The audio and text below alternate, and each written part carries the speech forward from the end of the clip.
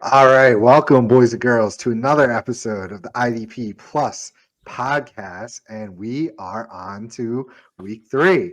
I am joined by my handsome co-host Matt Record at mrecord21, and of course myself with the messy hair. I didn't feel like throwing a hat on tonight. I am feel like I'm getting a little sick, but I'm your other co-host, Icy Santa. And Matt, how was your week 3? You just told me you didn't get to watch much football. You were in a glorious retreat for your birthday. Yes, I was. So my fiance and I have birthdays that are 2 days apart, which make it Oh, really easy to cool. do presents because we just go on a trip. So we try to go up to a cabin somewhere, play just a bunch of board games, hang out. So I caught the late slate. I missed my Patriots winning. I only got to see the last 5 minutes of it where they almost blew it, which felt right. Happy Yeah. we're on the win column there. It's crazy that week 3 is already, pert near over. We're already a 6th on the NFL season. I feel like we just started, but a I lot to know. unpack. A lot to unpack. It's moving fast. It's moving fast, and we've got injuries. We've got people losing jobs. So yeah, lot to developing already in the early season. So we're gonna kick it right off and start with your this past Thursday night's game.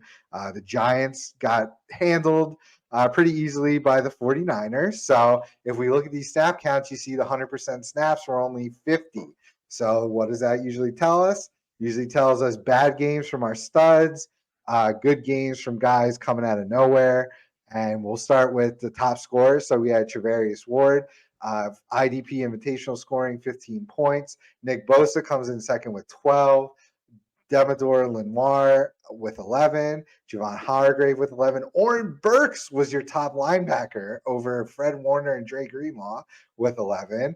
Talanoa Hufanga, 10.8. Saved his night with an interception. And then we had Dre Greenlaw, Deshaun Gibson, Isaiah Oliver, Fred Warner, all the way down with only 6 points.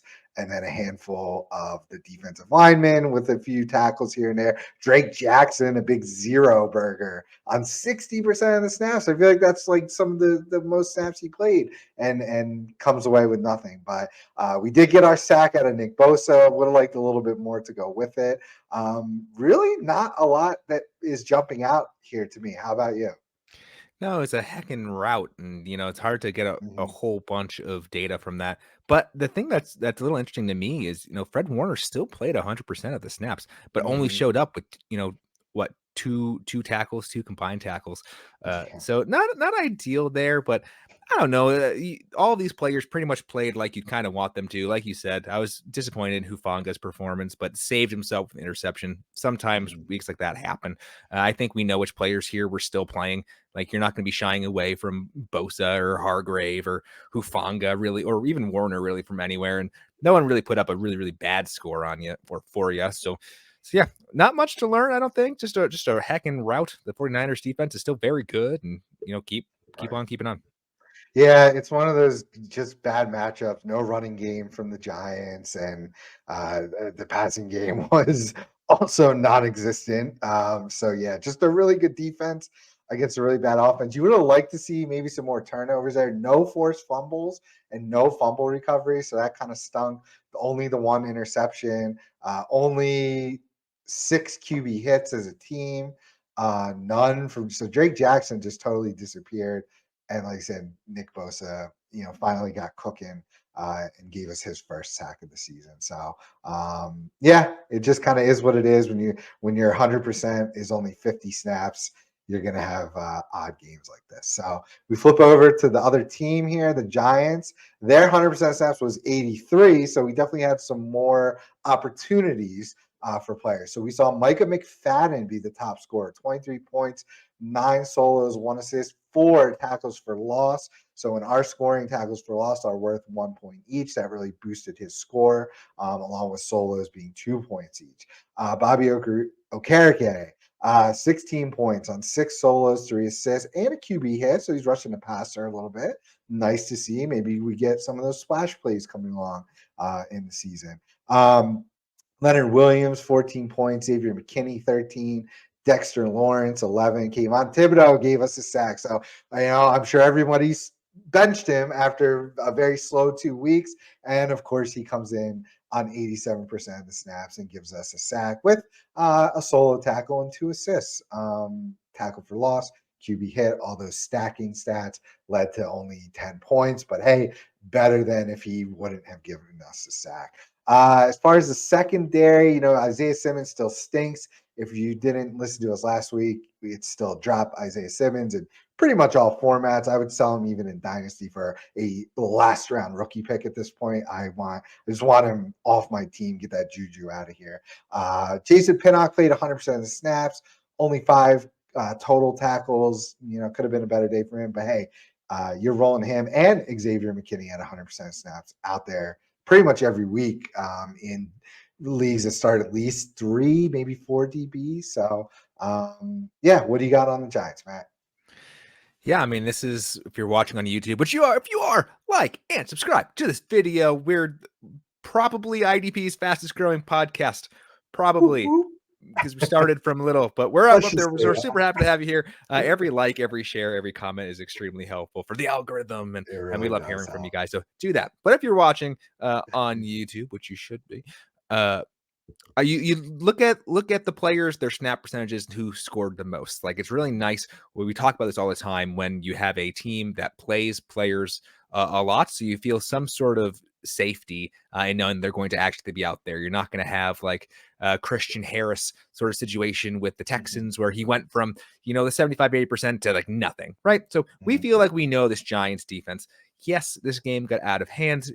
Yes, the Niners stopped really throwing it as much as they had to. We know Ayuk was out as well, and they're kind of a run first team. So I think that sort of helps with the linebackers and defensive tackles scoring here. Like, you'll see, it's not really from sacks, it's just from tackles, which the only times you get tackles from those types of positions are when you're running it quite a bit. So all of those defensive backs didn't score as well. Like you mentioned, Pinnock was a little disappointing with the 9 points, but I think that's more scheme than anything else, like just game flow.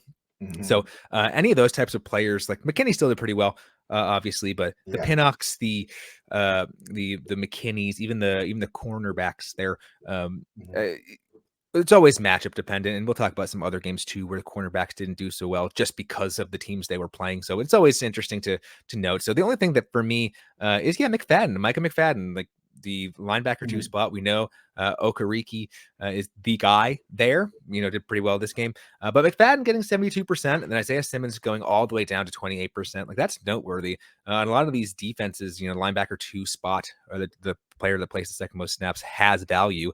And again, caution with a lot of running plays. So I would not expect McFadden to do this each and every week, especially at the 72% of snaps.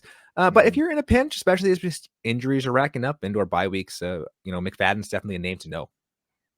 Yeah, absolutely. So shout out to my guy William from the Facebook group. There's a really cool IDP Facebook group out there with a lot of great advice, great engagement. Big William, the admin of that group, called us out for having Bobby O way too high in the dynasty rankings earlier in the season. So starting off to be a good call out. I will, he's been a little slow here, and the whole reasoning behind that was the splash plays. So far, right. 3 weeks in, right. Mike McFadden, came away better this game. The tackles for loss helped. But hey, Bobby O got a QB hit. They're sending him after the quarterback a little bit. So there's still time, long season. But might have been a little bullish. I mean, he's still playing 100% of snaps. I would think, I thought he would be in a much better position to, grab us to 4 tackles for loss and have the higher solo tackles and whatnot. But hey, this game just shook out that way. I still really like the opportunity there. So we'll see. We'll see as the season continues here how it goes. So not a heck of a lot to take away. Kayvon Thibodeaux, I mean, I'm probably only starting him in leagues that start 3 to 4 defensive linemen. If I'm only starting 1 or 2, he's gonna just be very frustrating. It feels like, unless he gets on a roll here. So that's the biggest thing. All right, moving on to the Indy Baltimore game. I want to say you're welcome. You're welcome to all the Kyle Hamilton owners out there. The Mush, myself, started giving him a hard time, maybe throwing out that B word bust for Kyle Hamilton. And he finally responded after 2 pretty disappointing weeks. But the usage was always there. You were still always starting him. We had in our Discord chat, only available to subscribers of the website. We had some start sit questions between like Cam Curl, Kyle Hamilton, Jeremy Chin, and we still advised to stick with Kyle Hamilton, and you were rewarded here. So I just want to say you're welcome to all the IDP plus people who might be rostering Kyle Hamilton. We lit the fire, and he responded in a big way in this game. This game went to overtime, so tons of snaps, tons of opportunities here. Did anyone predict that? No, I thought Baltimore was going to kick the crap out of Indy. So this is a very nice surprise. So Kyle Hamilton, I think, led all IDP scores this week on the back of his 3 sacks, 3 QB hits, a pass defended, a forced fumble, 2 tackles for loss, 9 total tackles, 7 solos. Holy smokes, went for 38 points in the IDP invitational scoring. So, give us your Kyle Hamilton take. Do you want to? You could say you're welcome as well. You were part of this. Yeah, I totally was. Sometimes we are subject to being wrong. That happens.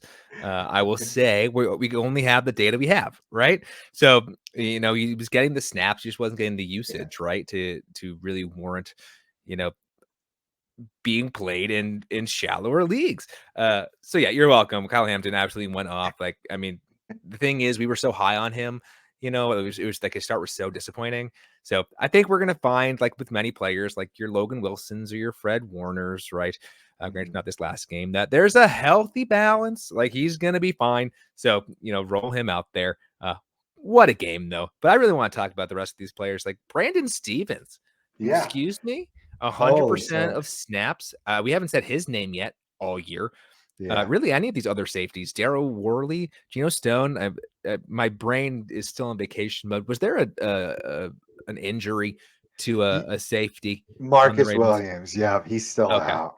Yeah. Okay, so monitor that. I don't remember how serious that was, so I might be sounding foolish, but yeah, any of those safeties that are playing 100% of snap, that's nice. And then we always have to give our flowers, the Zay flowers, because it's the Ravens, to the players that do what you want them to do. Freaking Roquan Smith and Patrick Queen continue to just do the dang thing. Both of them Yeah. 100% of the defensive snaps. That's just nice. It's not very fun when your stars do the star things, but that's just nice. You're just rolling him out there, and that's great. One other thing for me to know, look at Travis Jones, the second-year player out of, I think, Connecticut. Pretty highly Oh, rated, but 26% of defensive snaps. he's That's creeping up. nice. For us in degenerates in the really deep dynasty leagues, you're one of those things where you want to see him starting to play now, because if he's not, it's never going to happen. So nice to see him there. And again, a very competitive game, as you mentioned. The Colts pull off the major upset. But yeah, the Ravens are fun. Monitor the Williams injury, because seeing those 3 safeties all play that much is a little surprising for me, especially with names. So But So Brandon Stevens, I think the data provider pulled him as a safety. I think he's a cornerback in most places. oh, Because okay. let me check out his playing time. Brandon Stevens he played 69 of those snaps as corner.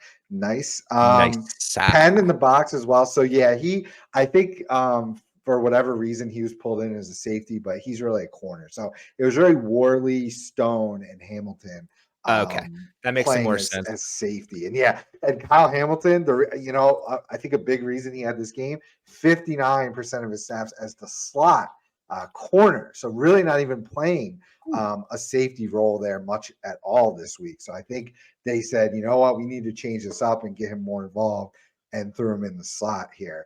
Because we saw Worley played 41 snaps at free safety, 20 in the slot, and who was it? Gino played 59 of his snaps as a free safety. So those were your primary safeties for the game. Stevens Gotcha. was the main corner, and Hamilton was basically the slot guy, the Jeremy Chin of the Ravens defense, and he finally produced with a really big game. Yeah, I mean, these guys. I mean, this is a typical Baltimore, right? The defensive lineman didn't do a whole lot. because they just rotate so much. Although Matabuke, the defensive tackle, 76%. That's a lot for a Ravens guy. But you mentioned Travis Jones. He was the fourth highest graded player on the entire defense for this week. So maybe we'll see those snaps increase in your deeper DT required leagues. Definitely a name to remember. Unfortunately, David Ojabo went down with a knee injury. That's why his snap count is so low. So we'll hope that was a minor injury. He already did a lot to come back after that tough injury during like pre-combine workouts and missed his whole rookie year. So we're gonna hope that he comes back strong. In his replacement, we saw Jadeveon Clowney with another decent game, half a sack, and Jeremiah Moon, a name that I've never heard of before, to be completely honest with you, played 55% of the snaps in mostly David Ojabo relief, along with Tavius Robinson there. Kind of split those duties. So yeah, nobody to go crazy about. Yeah, and Williams avoided IR, so he'll be back sometime in the next few games. So monitor that if you're going to go to the Worley or Stones of the world. Right, Stone and Worley probably back to waivers in your super deep league. So yeah, basically the main takeaway here is play your studs. Sometimes Roquan had a bad week last week, and look, comes back with 21 points this week. So again, you got to take the bad with the good sometimes. And yeah, we had a really nice game. So on the indie side here, we had some nice games as well. Zaire Franklin just balling out. He's amazing. For some reason you could get him almost at like a discount, especially in a lot of the IDP show best ball drafts, and really happy for that third round discount. I think people maybe were predicting Shaq Leonard to come back fully healthy, and boy, Zaire Franklin is just cleaning up. So 15 total tackles, 11 solos, a tackle for loss, gets a sack and a QB hit, 32 points, right behind Kyle Hamilton in IDP invitational scoring. We saw one of our big waiver guys, Justin Blackman, the safety, come in with 19 points, 12 total tackles, 6 solos, and a tackle for a loss. Very nice game from him. Samson Ebukam, a name I was taking in best ball drafts a lot. The defensive end, edge rusher, only played 64% of the stats, but 4 tackles, 2 of them for the loss, and got home with a sack and forced a fumble. So really nice game from him. Again, he's not gonna do that every week for you. Really nice best ball target guy, but in your standard weekly setting lineup leagues, you're probably not going to want much to do with him. That's going to be few and far between. Somebody I called out a couple weeks ago, Juju Brents, in cornerback required leagues. This is their second round rookie pick. He was injured the first 2 weeks. I said, as soon as this guy comes back, he's going to climb the depth charts. What did he do? Played 74% of snaps, 16 points, 4 solo tackles, along with a forced fumble, and recovered a fumble. He's a really, really talented guy in your corner required leagues. He's probably still on waivers. I would go get him going forward. I really like him. That was in your written only content. So again, if you're not a subscriber to the website, idpguys.org, use our promo code IDP Plus Pod. That's a plus sign, IDP Plus Pod, 10% off. Give us a shot for a month. You get the written content where we touched on Julius Brents and said when he comes back, he will be probably the top fantasy corner for the Colts. Boom, comes true the very first week. Quiddy Pay, 15 points, 3 solos, gets home with a sack as well. Dallas Flowers had a decent game as a corner, 5 total tackles, 4 solo. Taven Bryan chips in on only 25% of snaps, got home with a sack. You're not going to be able to rely on that. Jumping down, Shaq Leonard, only 9 points, 7 total tackles, but 5 of them were assists, and he gave us nothing else. EJ Speed matched him points-wise with 4 solos and a tackle for loss on only 50% of snaps. So that's kind of going to be a mess going forward, don't you think? Yeah, it's going to be a gross one, something to monitor for sure. Yeah, just a weird game. I mean, you love it when your studs play very well. Obviously, DeForest Buckner, one of the better defensive tackles. He still played 79% of snaps.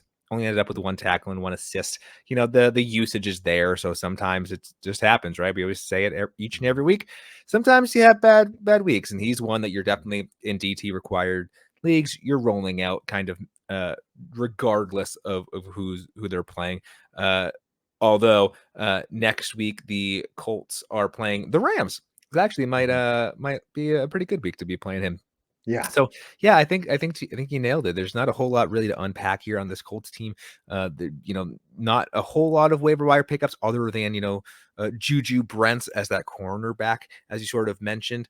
Really, the other big players that aren't already rostered didn't really get the playing time you'd want to be consistent contributors. So I wouldn't go out and grab anyone crazy or do anything nuts with your fab this week for Yeah. any Indianapolis Colt. But yeah, we'll If just keep you're on going. If you don't chase points on Ibukam, I mean, I do like him, but again, more so in like best ball leagues, or if you're just in a really, really deep like dynasty league and maybe he's out there and you're starting 3 to 4 defensive linemen plus a couple of IDP flexes, maybe he would be worth, grabbing cheap. But if you miss out on him, don't worry. I do like him, but he's just never going to be consistent. Yeah, this week we're launching a tool very soon. It's either going to be this week or next week, probably.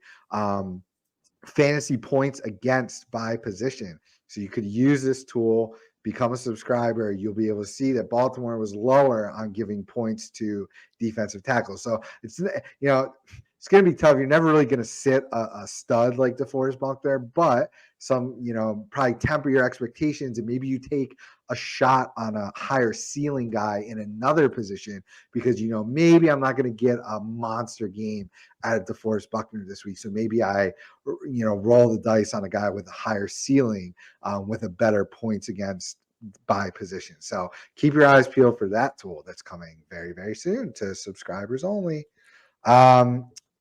We move on to the next game, the Titans at the Browns. The Browns team defense is really, really good this year. For IDP purposes, it's top heavy. And when I say top heavy, I'm talking about one guy. It's Myles Garrett heavy. We are super top heavy with Myles Garrett. 3.5 sacks. Busted out. I believe I put him as my number 1 DL for the week. So very happy with that. Yeah, that was kind of easy to predict, right? Against this Tennessee offensive line, gives up a ton of points to DEs. That one was pretty easy, right? Outside of Garrett, I mean, we had Denzel Ward coming in next highest, the cornerback. Alex Wright got to the quarterback with a sack on only 35% of snaps. Don't go chasing those points. He should remain on waivers unless you're in a 50-man only IDP league. Do not go chasing Alex Wright. Martin Emerson, the corner with 11 points.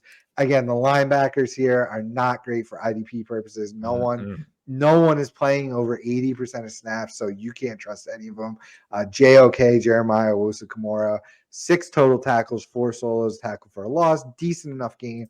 That's going to be like that all year. Never can trust him. Anthony Walker, same thing, 77% of snaps, only 4 tackles and a pass defended, 3 of those being solo. Yuck.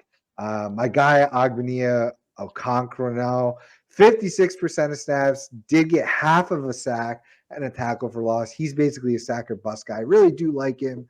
He did outperform Zadarius Smith, who had more snaps. 62% of snaps for Zadarius Smith, only gave us a solo and an assist. So terrible game for him. I would have expected him to get the Alex Wright sack there, but sometimes it just breaks like that. The safeties, are playing 96% snaps, but gave us nothing because Tennessee just couldn't really move the ball. So they are good targets, I think, going forward. Delpit is obviously the stud. He's really the only other stud from this defense that you could normally count on. Unfortunately, had a really bad game, only 2 solo tackles. So anything for the Browns? Yeah, I mean the look at those snap counts. If you're watching on YouTube, It's 46 snaps was 96% of snaps. Usually teams are averaging 20 more than that. So just the Titans struggled all day moving anything, which hurts all of these volume snaps, which typically favor, your Grant Delpits of the world. So next week, the Browns are playing the Ravens, who, Okay. notably haven't looked great on offense, but we expect them to Right. move the ball a little better, just a little better Yeah. than this awful Titans team. So, yeah, greater days are coming for those safeties. Their uses are still there, so you're still playing them, especially Delpit. I mean, you can Yeah. maybe find Don't someone give better up. than Thornhill, but don't give up on Delpit. Right. Then yeah, if you're in a deep enough league where you're playing Za'Darius Smith, good luck to you. I think Yeah. he's still the D end you want there, but here or there. But yeah, otherwise, yeah, Miles Garrett, welcome to the party. I mean, he hasn't been bad at all year, but it's just Right. like This is just a monster game. who was surprised to see they had three and Right. a half sacks? No one. Yeah. Yeah. Don't give up on Delpit. Thornhill's the guy to roster 4 DBs starting with maybe some flexes super deep. Za'Darius, I'm cutting him in shallow leagues. Sorry. Yeah, He's you can find gone. someone You, else. you kind of have to hold if you're in a deeper dynasty league, but I ain't playing him until he starts producing here a little bit. So 100%. kind of frustrating. He's off to a bit of a slow start here. So on the other side, Tennessee, nobody played 100% of snaps. 66 was the highest. They just really struggled this game. We saw so. With that being said, the top 3 scorers were all cornerbacks in Roger McCreary, Sean Murphy Bunting, and Christian Fulton. You can't do much there. 83%, 86%, 94% respectively. Um, Sometimes it happens. yeah, I mean this is a really strong secondary. And after them it was Amani Hooker with 20 points. 11 total tackles. I love it. If they're on the field together and healthy, it is Amani Hooker, greater sign, Kevin Byard. I'm sorry. Let me see if I can actually back that up really quickly here. If you want to jump on anyone. Yeah, sure. I Go mean, for the it. rest of this team, Aziz Al-Shaair finally doing the work, 92% defensive snaps, but Mhm. 19 points. You love to see that. Jack Gibbons cracking the 80%, which was surprising. 7 combined tackles, a QB hit. Again, 80% is usually the barometer for linebacker. So if he Mhm. is getting that many snaps, he is absolutely worth a little looky loo in any of Yeah, your leagues. agree. Uh, and yeah, I mean, similar to DeForest Buckner, Jeffrey Simmons is also one of those, top 10 defensive tackles, 79% of snaps. That's pretty dang good for a defensive tackle. Only 2 solos for 4 points in our invitational scoring, but there's nothing there for you to really be that worried about. So, yeah, I think this is a team that you can't expect cornerbacks to do this each and every week because that's just Mhm. absolutely insane. Let me check and see who the Titans play. Next week real quick. They are playing. I don't see them. We're not at bye weeks already, are we? No, no, no. Oh, they're playing the Bengals. They're playing the Bengals, Okay. who knows what that offense is at this point. They're Yeah. not looking so hot right now while we're recording this, losing at seemingly at the half. So not great. But so yeah, don't go after any of those cornerbacks expecting that each and every week. But I think everyone else you can kind of expect similar production. All right. So my theory when it comes to the snap breakdowns isn't good, but I don't know. Monty Hooker's just younger. He's a ball hawk. I just think he's better for IDP. So the comparison of snaps, Kevin Byard played 27 in the box, 29 at free safety, 10 at slot, versus Hooker was 24 in the box, 29 at free safety also. So they had the same exact snaps at free safety and 16 in the slot. So he got a little bit more in the slot, the same at free safety, a little bit less in the box by only 3. So I just like Hooker. I don't know what to say. There's It's been a couple straight weeks. he's well, he came back from injury this week, but week 1 he was a Hmm. monster. Sat out week 2, week 3 comes back, great tackle floor. Didn't give us anything else, but hey, 11 tackles, I'll take that floor. And he normally does give you those splash plays. So man, I just think his wheels up. I think he's gonna be a great finisher in points per game at the end of the year, and I want him in starting 1 DB. I want Amani Hooker, especially so like one league I'm dealing with Jalen Petrie being out still. Amani Hooker fills right in, gives me a great game. So Hmm. excited to see that. Yeah, Jack Gibbons. I mean, if you're in maybe a start 2 to 3 linebackers, I might want to, and you have the roster room, larger benches. Jack Gibbons would be a great handcuff essentially to Al Shire. We know he's no stranger to injury concern. So, if something happens to Al-Shaair, fire up Jack Gibbons as like a really, really good play, because behind him, there's really nobody left. It's Nothing. Monty Rice, it's Chance Campbell, it's even worse guys than what we thought Jack Gibbons was to Al-Shaair's number 2. So, yeah, he's someone I'm definitely keeping a close eye on, and might be worth a pickup in your mid-sized league, starting 2 to 3 linebackers with some decent bench space. So, all right, and now we move to the next game. Atlanta at Detroit. Our guys, Detroit, took away a nice little win here. Brian Branch, a Studley game so kind of a surprise inactive was Kirby Joseph. Mm-hmm. So now let me go see. I'm pretty sure that means we saw Brian Branch. Because last week I was talking about, he still played mostly in the slot. Oh my goodness. 46 of those snaps. He played 100% of the snaps, 67 total. It was him and Tracy Walker. Okay, Tracy Walker did play the main other safety role.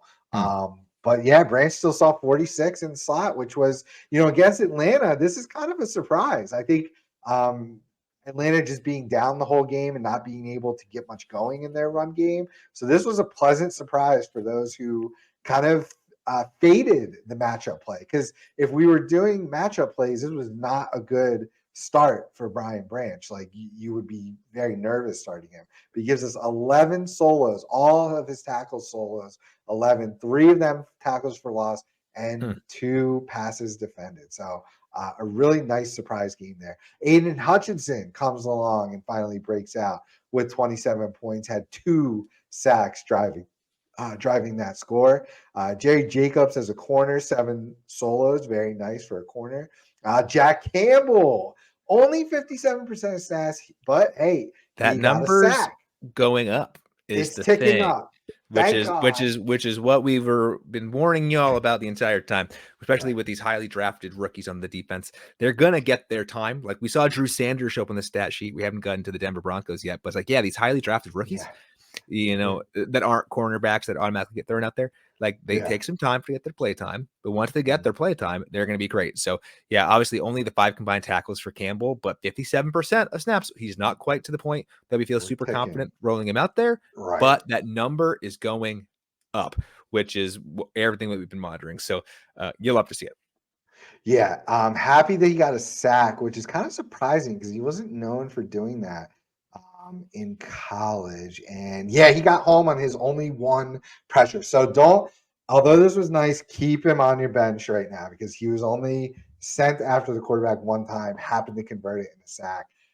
Great, awesome, but still can't really count on it. But hey, we like to see it. We're holding. We're excited. Anzalone down there, only 5 totals, 3 solo, still played 100% snaps. You're still normally rolling him out there. Beyond that, again, Malcolm Rodriguez, he's done. He mostly played on special teams. So, so it looks like Tracy Walker did get the other start at safety, and he gave us 6 tackles and a pass defended, 4 solos. So not a terrible day, but nothing really to write home about either. Again, against a low passing volume Falcons who happen to be behind. It kind of worked out, but normally this is bad play against Falcons. So anything else for Detroit? I just love Brian Branch. there? I loved him preseason, love him now. You just love to see when it works out. I kind Paying of off. predicted a Jaquan Brisker sort of rookie year for him, and it's so far been Hell working. yes. You love to see it.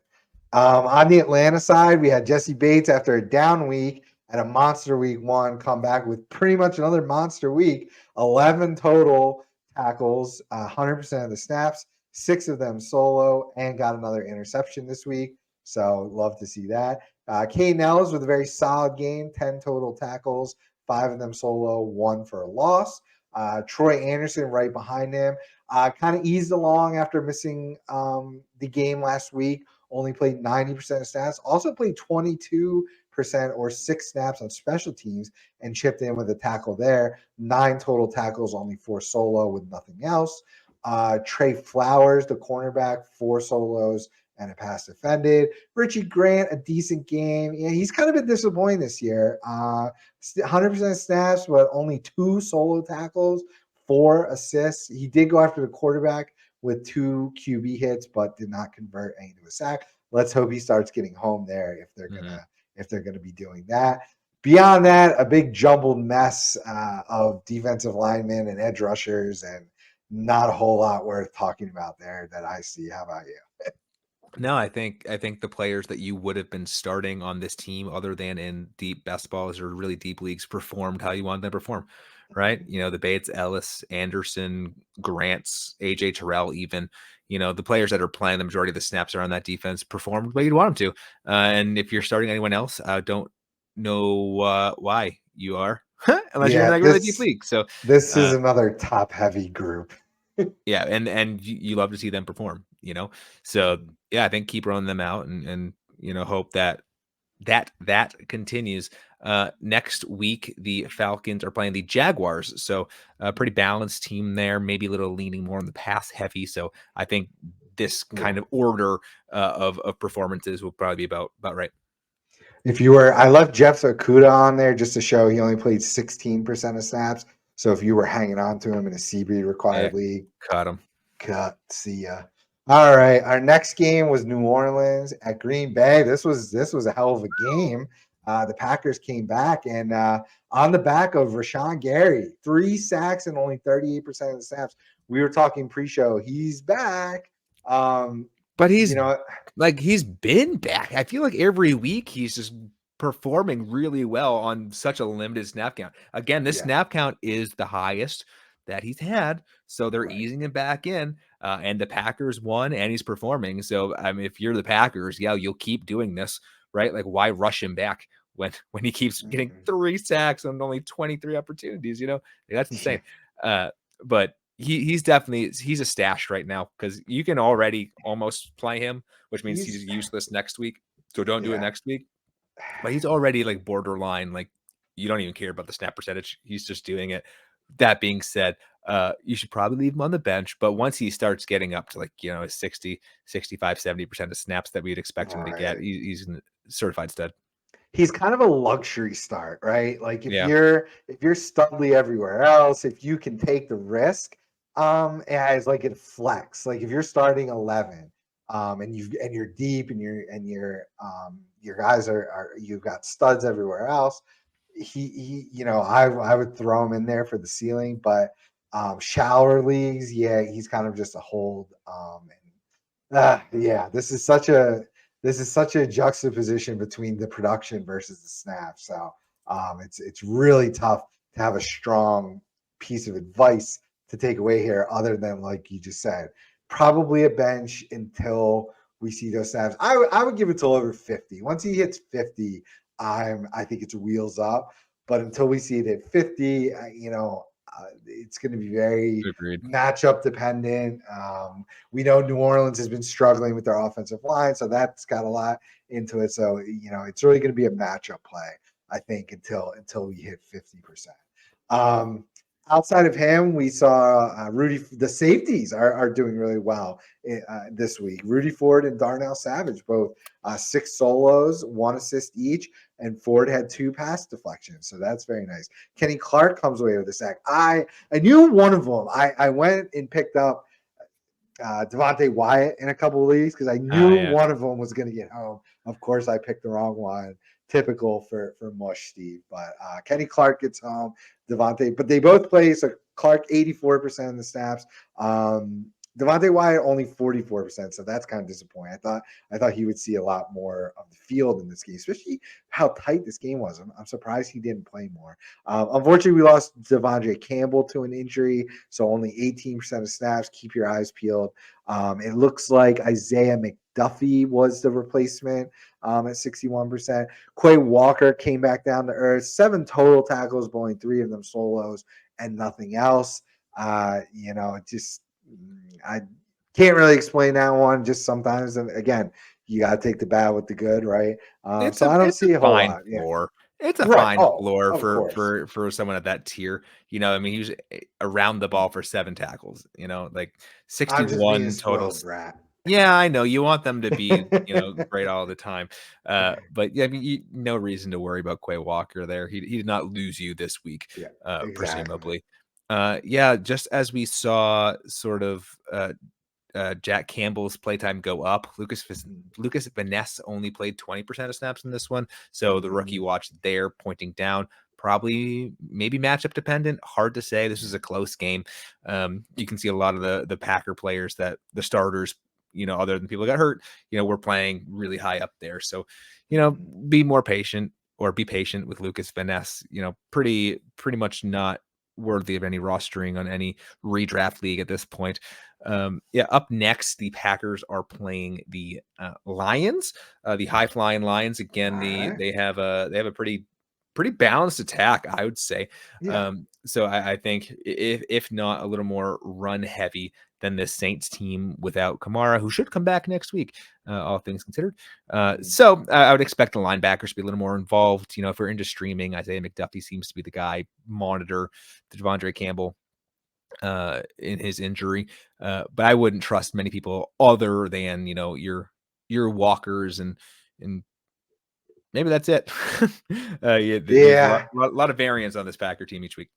I mean, the 61 was the snap count on 100%. Not great. You'd like that to tick a little higher. But, Preston Smith is still out there at 70%. Only got one assist. He's pretty much a sack or bust guy. But with Devondre Campbell going down, there's Preston Smith's always kind of been this like hybrid, like edge rusher linebacker type guy. So 70% of snaps, he might be someone to throw a Hail Mary out there as our start sit charts like to call it. So him and Isaiah McDuffie are kind of Hail Marys, and if Preston Smith can provide you more tackles and get home on a sack, yeah, he could be a nice pick. But yeah, Isaiah McDuffie only in super deep leagues where I Yeah. had Devondre Campbell would I even think about it, wanting to grab him. Jonathan Owens I left on there because he's playing nothing on the real defense. He's only playing special teams. So another guy in your DB leagues if you were hanging on to get rid of. So all right, on the other side, New Orleans, we had look at this very top heavy. You can see the lot only 16 players, well, only 14 registered stat. We had Cam Jordan on a zero burger on Ugh. 86% of snaps, 68 snaps. The Saints played a ton of defensive snaps in a zero burger. That really hurts. But again, defensive lineman, this is going to happen. Mhm. Who got home? Yeah, nobody except a cornerback, Alante Taylor, got home for a sack. Green Bay protecting Jordan Love very well this year. Kind of the reason Jordan Love's been off to such a hot start. So Alante Taylor with a monster game with no Paulson Adebo playing this week. So he really had a nice coming out party. Definitely a guy to own in cornerback required leagues that start at least two corners or maybe four total DBs. They're kind of going to be chasing points here in this one. They don't send him after the quarterback very often. And he had 5 pass deflections, which we give 2 points plus an extra half point for to cornerbacks in this league. So that's why his score is so inflated, possibly versus other scoring you might look at. But and then behind him, another corner, Isaac Edom, only 4 total tackles, 2 solos, but he had 4 passes defended. So yes, early on in this game, the Packers really couldn't get a lot going until the fourth quarter. So the cornerbacks ate here. We saw P. Werner have a very solid game. There's 11 tackles, doing what he always does, giving you tackles with nothing else. So a typical solid 4. Actually, this is a higher stealing game for Mhm. him. Come to think about it, 7 solos, 4 assists with nothing else. That's kind of his ceiling game. Unfortunately, again, I'm kind of a Warner. Like people love him, and I don't love him. He's fine. I just don't love him like so many people love him. What else you got for the Saints here? Yeah, I mean, you mentioned it. Only 14 players really playing snaps here, which is Yeah, great. I mean, it's great for us because we know who to play. And I yeah, think just a weird matchup dependent game for like you'd expect Mario Davis playing 100% of snaps to do better than 5 points, disappointing. right? 3 assists and a tackle. I mean, it Mhm. happens. Like it happens. So up next, the Saints play against the Bucks. So Okay. again, not the best of offenses. So I think one thing to note, like look at these percentage of or number of snaps, 79 snaps for the Yeah, it's a 100%. So lot. plenty of volume stat potential, which I think is why you sort of see Pete Warner coming in with the 11 combined Mhm. tackles. Some of these other players getting a bunch of a bunch of run there. So I would expect the Buccaneers to not move the ball as much, not be as successful as the Packers. Who's to say? But I would expect some of those volume numbers to come down. But I'm not panicking. I'm not panicking on Demario Davis. I'm not panicking on Carl Granderson Yeah. or any of these players. I think the players that we've rostered and drafted, keep rolling them out there. Mhm. And kind of stay the course there, especially with these snap percentages. Like it all averages out. It'll all average out. Yepper. You see a name on there at 100%, Jordan Howden, playing for the suspended Marcus May. Obviously, I've never heard of him before, and he gave us 4 total tackles, but 3 of them assists with nothing else. So, if you're desperate, he did play 100% snaps. Maybe he's around the ball, but probably profiling more of a free safety. Who just isn't super talented and not really a ball hawk or a tackler. So really desperate there. Carl Granderson just got paid. So if you were a dynasty holder, you just got paid off. He's going to be on the field next to Cam Jordan for probably quite some time here, or possibly the successor to Cam Jordan. I was putting you on to Carl Granderson 2 years ago. I have tweets talking about Carl Granderson and how much I liked him. So, just more reason to follow us and the IDP guys. We give you these deep guys 2 years ahead of when they get their monster contracts. So, they'll be fine. Just a weird kind of game how this shook out where the corners were doing all the heavy lifting from a fantasy standpoint. So. Yeah. All right. Houston at Jacksonville, kind of a surprise. I told you those Houston Texans Mm. weren't going to be as bad as people thought. Now, I may have whiffed in my week 1 bet, but I told you I like the Texans a lot more than people this year. I said they would finish second in this division, and they just took one away from the Jags at home. A lot of people did not see that coming. So on the Jags side, we only had 56 snaps to produce IDP points. So again, another extremely top heavy game with basically just Foye coming away with 14 total tackles, 8 assists, nothing else. Rayshon Jenkins behind him for 14 points, only 7 total tackles, 6 solos, tackle for a loss. Andre Cisco chips in with 7 total, 4 solos. Trayvon Walker, 4 total, 3 solos, and 2 tackles for loss. Devin Lloyd drops his snap percentage to 75%. Not great. Not sure what's going on there again, if they're just unhappy with his play, because Chad Muma basically was his replacement when he was off the field for 34% of snaps.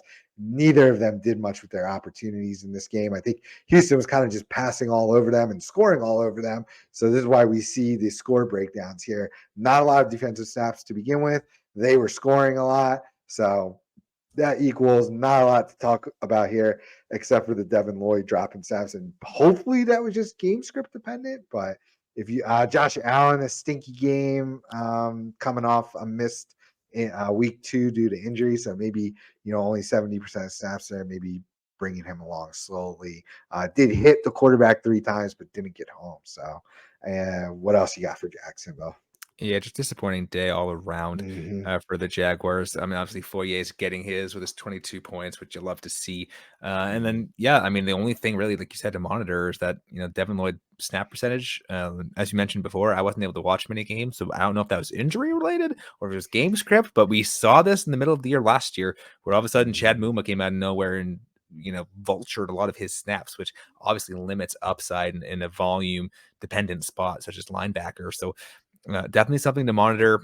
Allen still played 70% of snaps, so you still kind of like his usage there. Just a weird game for the Jaguars. So I think you stay the course with most of these players, especially those defensive backs who are the Jaguars playing next week. They are playing the Falcons. So who knows? Actually, Yeah, uh, decent amount of run. Not a whole lot of right. uh, we'll see. I think you roll with the studs here and maybe fade some of the other players in that not ideal matchup. Yeah, I think probably stick with Devin Lloyd. He was the third highest graded player this week, although his tackling grade was putrid.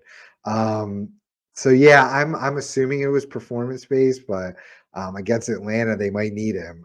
So I might stick with him in your starting 3 to 4 linebacker leagues. I might stick with him, but yeah, this one just didn't shake out. Kind of a bad game script, and again, another one you kind of just got to roll with the punches. On the Houston side, we had a lot of weird shit going on. We had Blake Cashman being the top scorer here because he had a interception. Did he return it for a touchdown? He's 6, that's 12, 14. 18, No, 19, he 20. wouldn't No, have. okay, he didn't return it. Also had a fumble recovery. So he living on the splash plays at 63% of snaps.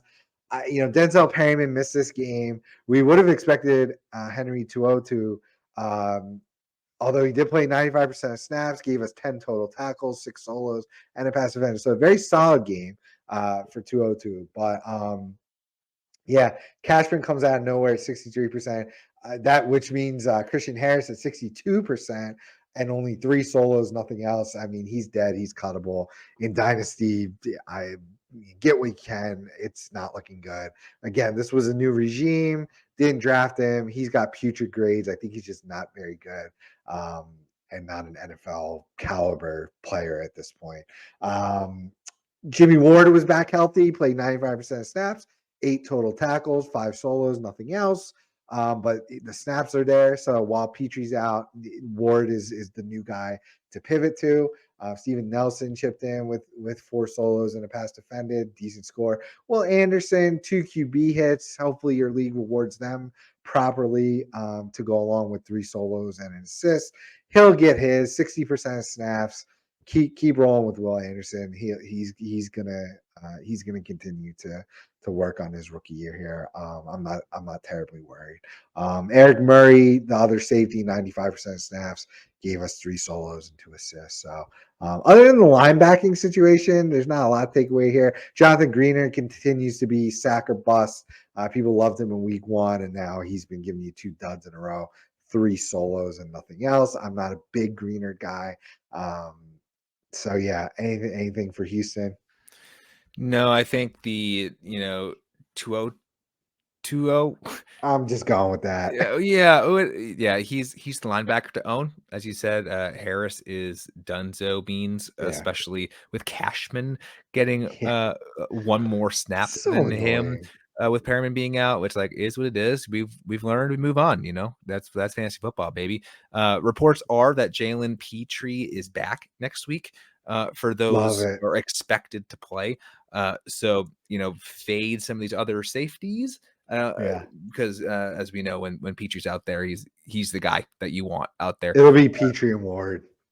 Yeah. So the Texans are playing the Steelers, who heavy average of running and not as many passing. So if you're streaming cornerbacks, Shaquille Griffin, is a little fade worthy a little bit there. But yeah, the linebackers and the defensive line should have a nice day, as well as Petrie, assuming he suits up. Yeah, takeaways, don't chase the points on Cashman or Griffin in your CB leagues. Go get Henry 202. Even if Perryman comes back, it looks like, I mean, he's playing really well. It looks like he's earned his spot at least as the number 2 here. So even when Perryman comes back, he should still be relatively productive. But if Perryman misses more time, he's a fire up. I mean, close to a stud. He'll probably be a number 2 category, solid starter going forward. It's tough to really breach that stud category, but for a rookie. But yeah, very good. All right, then we had oh man, the Denver Miami, the blowout in South Beach. Yeesh. Um, so of course, when that happens, you're going to have a very odd IDP game, right? Nobody played 100% of snaps. It looks like eyeballing it here, 82% was the highest by anyone, and that was by Justin Bethel, a cornerback, Of played course. 51. So people, they were just letting anyone play. rotating in guys that don't get to play a lot. I was disappointed to see. I want to talk about Brandon Jones here. Brandon Jones is super talented. He must not be right health wise. He's only playing 26% of snaps in a blowout, 56% on special teams. It's Javon Holland and Deshaun Elliott show. Jones is droppable. On Dynasty, I guess I'm holding because I just believe in the talent and when the health gets back, but it's just not looking good here early in the season. It's unfortunate. So I'll let you go on about Miami because, again, looking at the charts here, there's really just not much to take away. There's Other than Javon Holland is a stud, and that's all I got.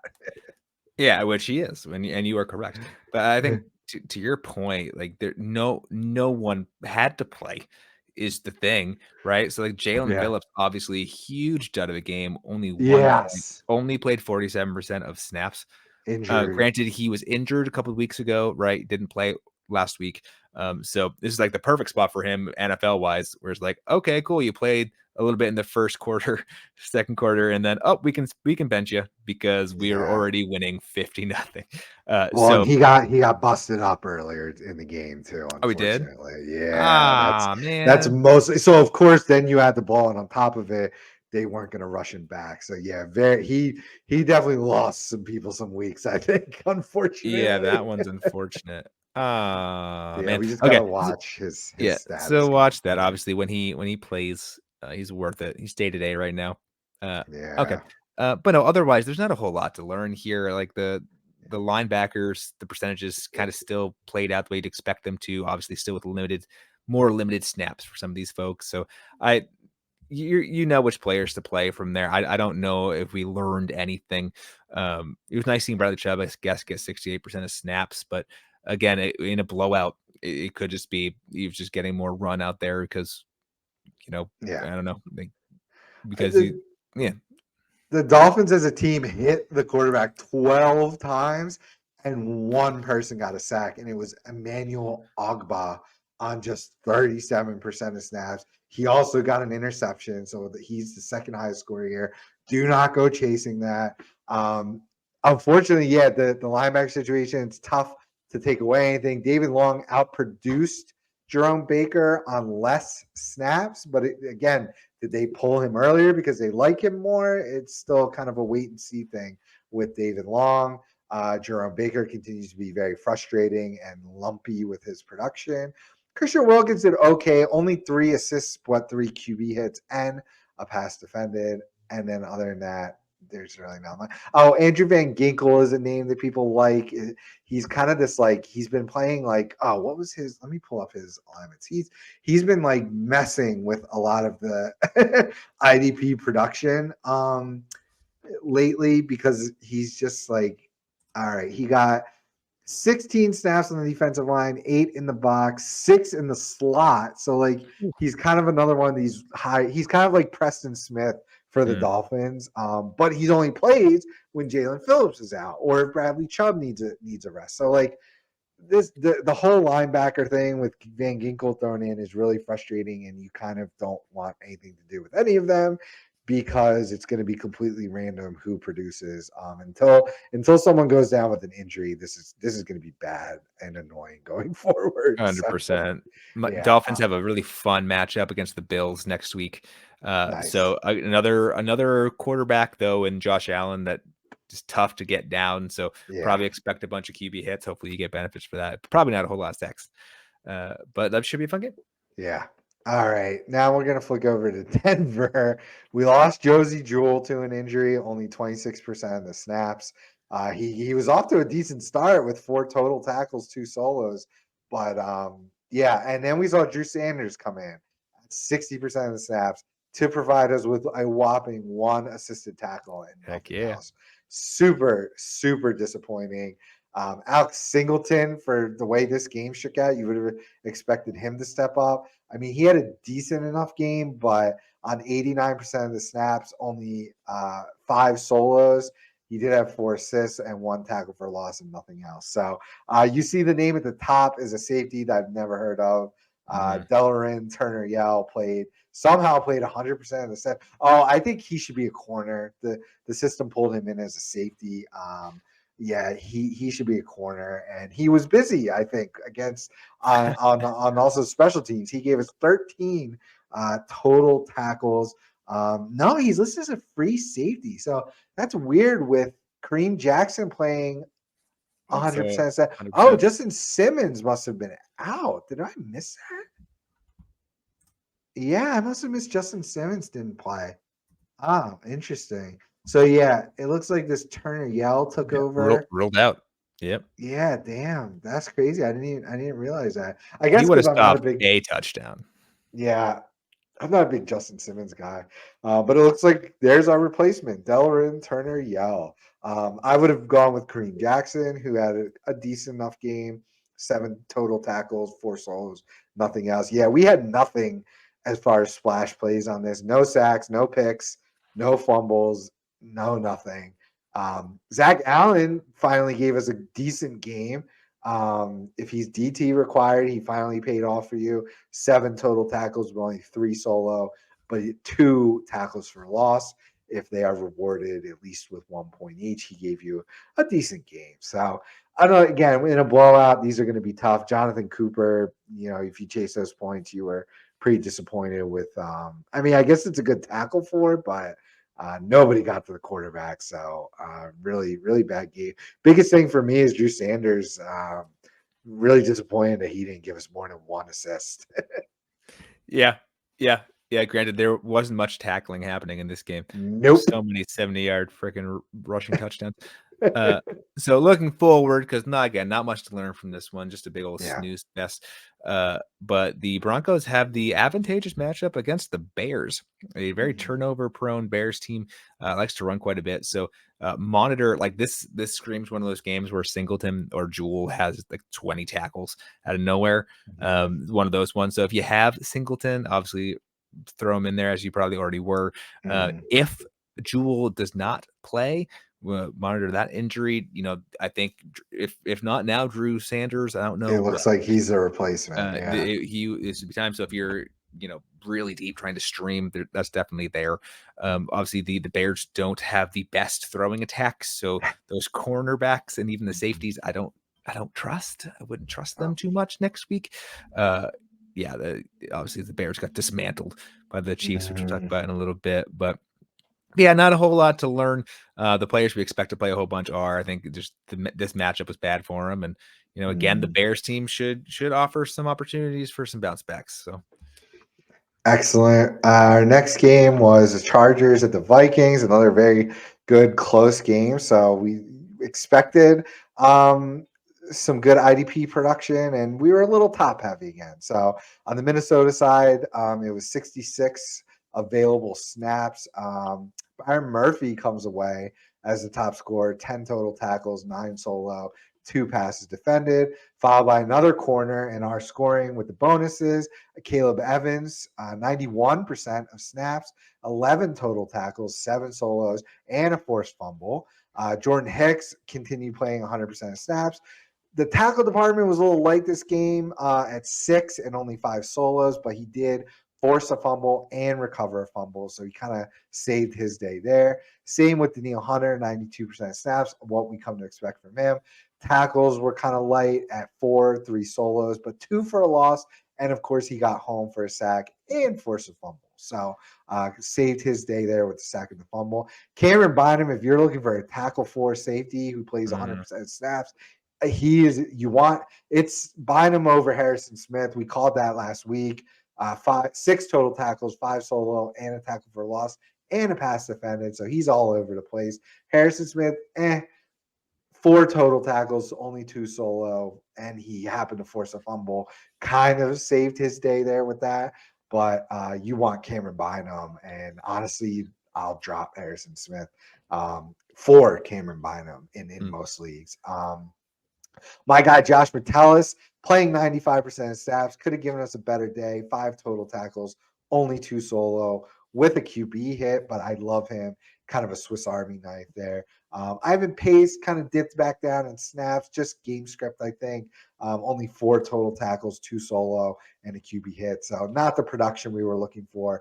And then the rest of these guys, if you were chasing Theo Jackson from last week, that's why you don't do that. Only 5% of the snaps played, didn't have an interception, plus whatever else he had last week. So this is why we advise you not to chase guys like that. So again, you want Cameron Bynum. Yeah, I still want Ivan Pace. 62 as the linebacker too. There, the production will come. Kind of just a weird game script where he didn't have as much opportunity this week. So, what else for the Vikings? Yeah, I think that's about the size of it. Disappointing days for most people other than the cornerbacks. Jordan Hicks Kind continues of to a be weird. obviously the linebacker you want there. So less Mhm. less all of the Ivan Pace excitement make you forget that Jordan Hicks is still the guy you want there.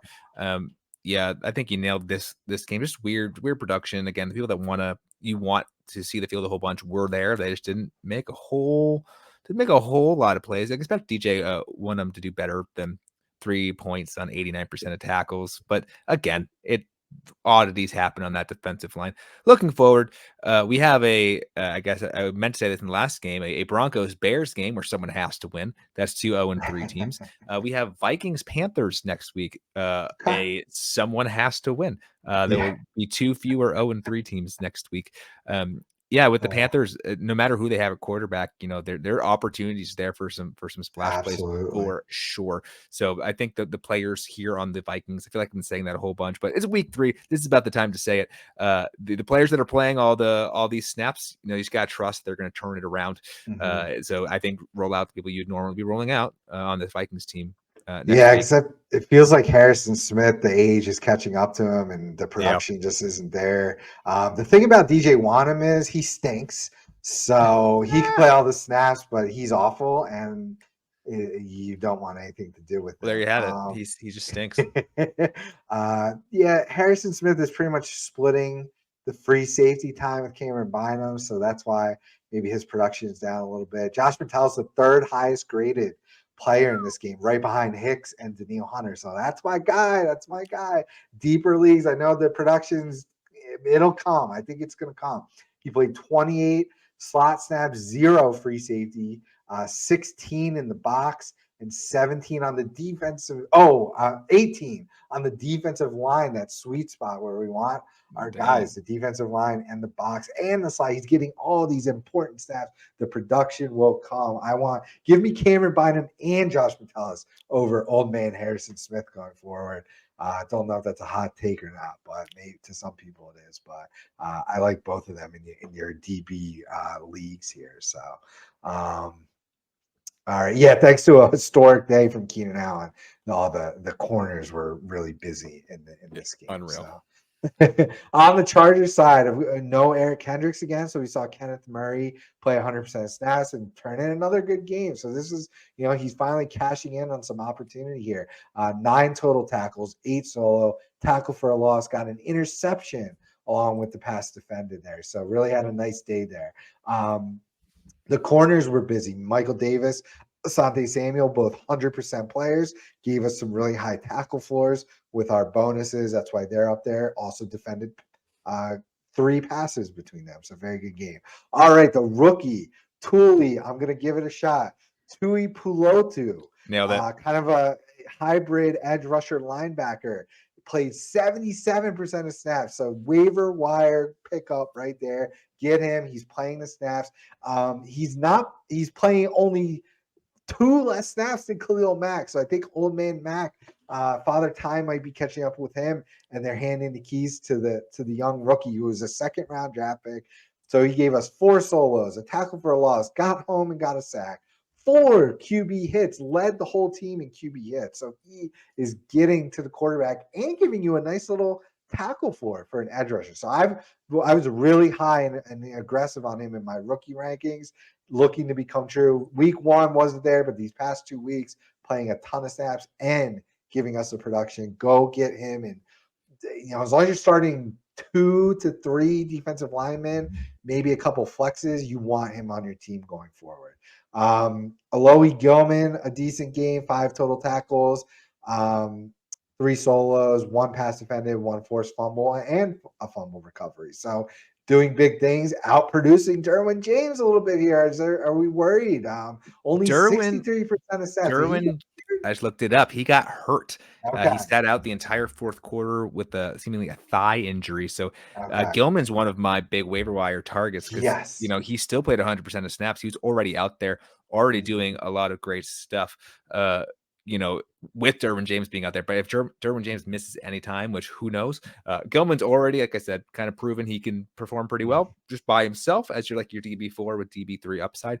But if Mhm. James misses any time, like their snaps out there, way to Mhm. perform. So really like Gilman there.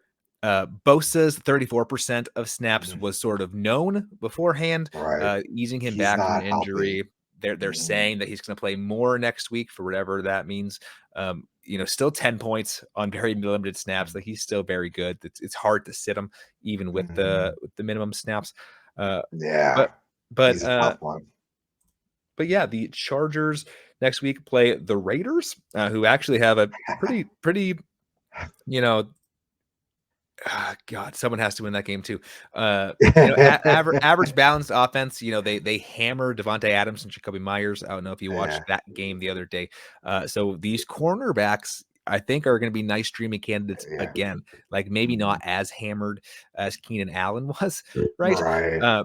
But again, they just constantly throw Yeah. Devontae Adams' way and Jacoby Myers. So stream those cornerbacks just like this, and yeah, reap those benefits. The DTs are coming along. So in your DT required leagues, Sebastian Joseph and my guy, I'm a big Morgan Fox guy, playing, Joseph 59%, Fox 48, decent enough for DTs and giving you some production there a lot with the sacks. They each has a sack. So low tackle floors, kind of boomer bust sack guys, but hey, in DT required, you shoot for the moon there. Mac only one solo and two QB hits. Like I said, I think Father Time might be catching up. It's the Thule show. While Bosa's, being brought along slowly, and with Mac just stinking production wise, I mean, Thule's going to be a great player to have for the rest of the year. So really, really bullish on him. If you take anything away from this game, so it looks like JT Woods is the Derwin James replacement, but he's another guy who's just not very good, not giving you a lot of production there. So definitely Gilman is the guy you want. Regardless, he's been playing really Agreed. well next to Derwin, like you mentioned. So really, really good player to have there. So and let's Eric Hendricks can stay away. Let's let Kenneth Murray let's let him cook. So Hell yeah. Kendricks go get healthy and stay away for a while. Nick Neiman is the Murray or is the new LB2 at 76% stats, but he gave us decent tackles here, but nothing else. A pass defended, but Jack Givens has got super high upside as an LB2. Nick Neiman, not so Eh, much. So meh. not really too worried about him. So all right, next game, the Patriots came to take care of business against the Jets. Jets had a ton of defensive snaps, but this game was just gross and messy. Not a lot of scoring. I feel like a lot of like 3-and-outs or field goals. So there was 72 snaps to be had here, the 100% players, and again, we're top heavy with Jordan Whitehead, CJ Mosley, and Quincy Williams all chipping in with really nice tackle floors here. Whitehead had 10 with 9 solo, pass defended. Mosley had 10 with 7 solo, nothing else. Quincy Williams had 9 total with 7 solos and a tackle for a loss. Adrian Amos seems to have now Tony Adams. I don't know if he was a healthy scratch or an actual injured. I don't actually know that, but he already was taking over snaps last week. Was Amos, so played 100% of snaps, gave us 7 tackles, 6 solo, 1 pass defended. Underneath that, nobody really. Quinton Williams, kind of a stinky game. Did get 3 QB hits, but only 1 solo tackle. So, when he doesn't get home for a sack, that kind of hurts. I left my guy, it's sorry to I say, Will noticed this. McDonald. I Yeah, I saw. left him on. I left him on there on purpose because I like to be accountable. So I was touting Will McDonald all year. 15% of snaps, 42% on special teams, no production. not looking great unless somebody goes down with an injury or unless they're just bringing him along. I don't know what his struggles might be. He looked really good in the preseason, but looking like a bust, looking like a cut for sure in redraft. Strong hold for me still in Dynasty, but you're not starting him anytime soon. Throw him on the taxi squad if you're still able to. But yeah, not looking good for year one, unfortunately. So taking an L on Will McDonald here so far to start the season. But yeah, Jermaine Johnson playing what I thought would be Will McDonald snaps, but the second year Jermaine Johnson, but not a lot of production outside of week one. Anything you got for the Jets? Yeah, it's hard to crack that defensive line. Yeah. Yeah. So I mean I think that the Jets you want to perform well did. Jordan Whitehead's been a sneaky good, Yes. DB3 for the last couple years, and I feel like this year it has had a really big start. So people might be surprised. Mm-hmm. I'm not. Like this is kind of what he has. This is his ceiling. Like he has the ability to do this, Mm-hmm. and he always gets these snaps, which is nice. CJ Mosley proves why he's a top 10 linebacker. You love that. Quincy Williams, this is a bit higher production than we expect from him, Mm-hmm. but he's another one that's like a maybe an LB4 in like those deeper leagues, and he can have Mm-hmm. games like this when the matchups are right. I think the main thing for me is up next for the Jets is the Kansas City Chiefs, which Mm-hmm. maybe looked like a better game before injuries happened in week one to certain skill positions on the Jets. Mm-hmm. But that is a team that throws the ball quite a bit. So I wrote about this for the article rundown that comes out tomorrow. But look for those cornerbacks to, perform a little bit better against a team that throws the ball a whole heck of a lot. So, Mahomes is not afraid of Sauce Gardner. With 100% of snaps, he's going to perform a little bit better. Play him. DJ Reed will be a sneaky good Mm-hmm. streaming candidate as the Yeah. other cornerback that plays 100% of the snaps. Mahomes likes to spread it around there. So them and like I'll just shoot my shot and one of them their linebackers like who will be guarding Kelsey. I kind of Mm-hmm. I'm predicting it's Jamian Sherwood. Granted, he doesn't have the Okay. percentage snaps here to necessarily warrant go picking up and start him, but I'm going to say it now. So next week you can hold me accountable. I think he's going to have a There you decent go. game next week. So you're playing all your studs in the Jets. Just again, gross Yeah. game, just a gross game to be watching. Jordan Whitehead's for real. If he's somehow in your shallower leagues, Oh yeah, is he's good. starting one DB, even two, for sure two, but even Yeah, starting just one, I maybe wouldn't mind having him over a lot of the guys that might be Es- slow out of the gate. So especially this week against the yeah, Chiefs or this upcoming especially. week. Like he should be out there. Yeah, no sacks for the team, so they kept Mac Jones clean, which is kind of be Things expected. we're surprised about. Yeah, As the exactly. pessimistic Patriots fan. So flipping over to the Patriots, Matt Judon did his thing. It's Two September. sacks on Zach Wilson. Exactly. He stays strong. 3 QB hits, 2 tackles for a loss, 2 assists, 2 solos. Kyle Duggar came in kind of a distant second there. 7 total, 5 solo, 1 for loss, and a pass defended. Jabril Peppers, who is cornerback eligible on some platforms, so Mm-hmm. playing 95% of the snaps. 7 tackles, 6 solo, 1 for a loss. Juwan Bentley did his thing, 3 and 3 solos and assists, also tackled for loss, also 2 QB hits, along with a pass defended. So hey, maybe they're setting. Maybe he'll start to chip in some sacks now and then. Christian Barmore season is here. He got home for a sack, so nice to see that finally come. I'm gonna wax poetic on my guy Jasucci. 41% snaps, decent for him, normal.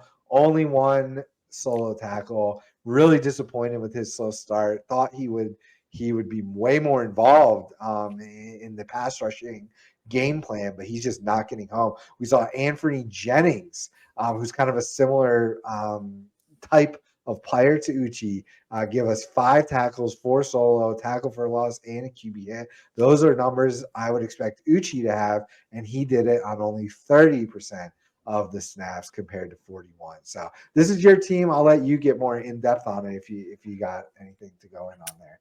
Yeah, I mean, I think the people you want to be consistent on the Patriots defense have been, right? So Judon, it's September. I know the whole thing, but he continues to be a consistent producer. You're going to throw him out there.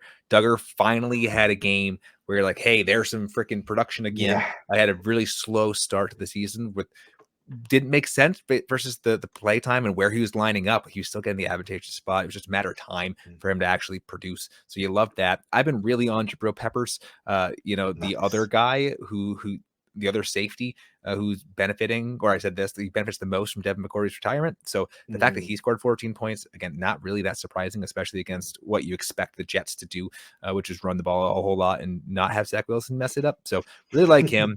Bentley is just like the pinnacle of LB3, and I'll keep saying it because he's pretty much a lock for like 6 combined tackles and apparently some splash plays adjacent yeah. things, which is nice. So you know exactly what you're getting from him, and that's just really nice. And yeah, the only other player I really want to touch on here would be Christian Gonzalez, which I warned you last week. Yep, This you did. matchup was bad for him. I love the fact that he still played 98% of snaps and still scored 8.5 points. Like obviously Mhm, there were much better plays at cornerback this week, but if you mhm. happen to still want to hold on to him in that one cornerback league, uh, starting league, he still performed pretty decently. So it's one of those things where uh, I don't even say have patience. Really, all CBs you should be kind of streaming based off of matchups anyway. Right. But speaking of this upcoming week, the Patriots play the Dallas Football Cowboys, who Much better matchup. you'd expect to throw quite a bit. So the Yeah. cornerbacks get a boost, and again, Miles Bryant also had those 98% of snaps. So I expect Yeah. most cornerbacks to get a nice little bump up. Maybe the safeties like a little bit of a step down, right? Mhm. Um, I always think that Dak Prescott is slippery. I don't know if he actually is or not. I don't know Yeah. if he takes sags or not. But we know the Cowboys' offensive line is really good. So, probably fewer opportunities for the big old splash plays on the defensive line. But cornerbacks and safeties who guard wide receivers should have a nice day next week. Very good. Yeah, I actually want to look up something quickly on Dak. I believe you're right in saying that, and I think as I look down this list, you are being yes, his pressures converting to sacks rate is he's 31st. So Mm, yes, he does not take yeah. many sacks. So yes, good call on that. So I just wanted to verify. I left your boy Keon White down there. He's playing decent snaps for a defensive tackle. No production this week, but he's actually the second highest graded player in this game. So I wanted to just, your deep dynasty leagues, he's definitely a hold. Hmm. I think he's getting good grades. He just needs to see those snaps, and we know how Belichick rolls with the rookies. Exactly. It's all over the place, so especially on the defensive line. All right, we have Buffalo against Washington, another massacre, another goofy game, an extremely top-heavy game again here on the Washington side. We had only 2 players play, or oh no, I'm sorry, we had 4 players play 100% of the snaps, which was 68. So good opportunity for production, but again, we were kind of top-heavy with Kendall Fuller, the cornerback, with our scoring, but he did have an interception along with 3 passes defended, 6 assists and 2 solos. So that interception really bolstered his day. Cody Barton remains the LB1, both in snaps and in fantasy. 13 total tackles, 7 solos, 6 assists, nothing else. Jamin Davis, 78% of the snaps, 11 total tackles, 6 solo, also a pass defended. So a very good game from him as well. He was only 1 point behind Barton. Benjamin St. Juste is playing 100% of snaps. So a deeper guy in your corner required leagues. He should be rostered and probably started most days. 7 total tackles, 5 solos, 1 pass defended. Derek Forrest, as the free safety, played 100% of snaps as well with Cameron Curl. They were only separated by a point. Would have expected some more tackles from them, but as the Buffalo Bills got ahead, they were running a lot more, which is why your linebackers were soaking up most of that. So we had 7 total, 5 solos for Forrest with nothing else. 6 total, 4 solos, and a tackle for loss from Cameron Curl. So a decent enough game. Again, I'm probably just being spoiled here. The defensive linemen all stunk. The best one was Deron Payne with 3 solos and a tackle for loss and a pass defended. But major dud games from Chase Young, Jonathan Allen, and Montez Sweat. Nobody got home for a sack this game. Only Josh Allen was only hit once, and it was by Montez Sweat. So really disappointing game from the defensive line here, which when you're not pressuring and getting to Josh Allen, you're going to get beat whatever 37-3 or whatever it ended up being. So yeah, kind of a goofy one for the Washington side. Yeah, and I think this is even can be less to do with the talent of that Washington defensive line, and I think we always hammer, some quarterbacks just don't take hits and they don't get sacked. Like Josh Allen seemingly is one of those guys. Like he'll be running around to elude people or just get it out quick. It's just trying to be healthier. So I think this defensive line is going to be fine. Granted, that being said, since I'm Mr. Looking in the Future guy today and seemingly every week, they play your Eagles next week. So I don't expect much from this defensive line. In fact, I expect a big day from those safeties because the Eagles have a good enough offensive line and good enough running backs that they'll get past those linebackers, like just due to blocking. Like they're gonna make it to the secondary, and that's where Forrest and Curl sort of come to shine.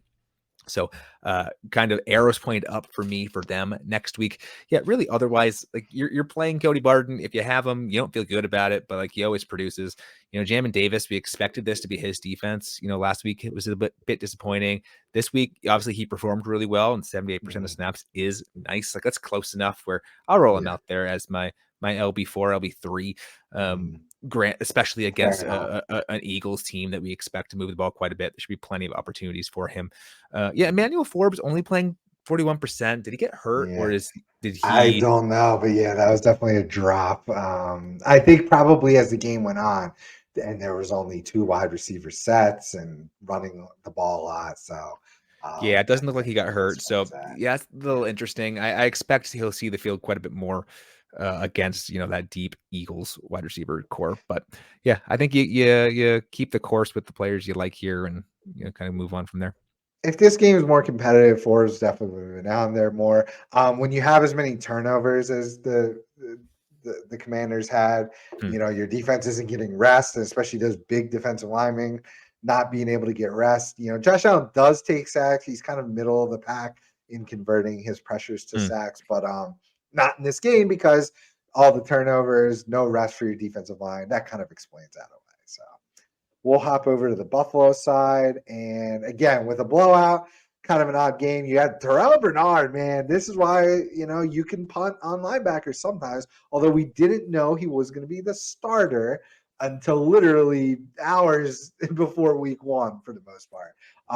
So he had a great game on only 87% of snaps, bolstered by 7 total tackles, 5 solo, 2 for a loss, 2 sacks, 2 QB hits, an interception, a pass defended, and a fumble recovery. Just hitting all all of the categories here.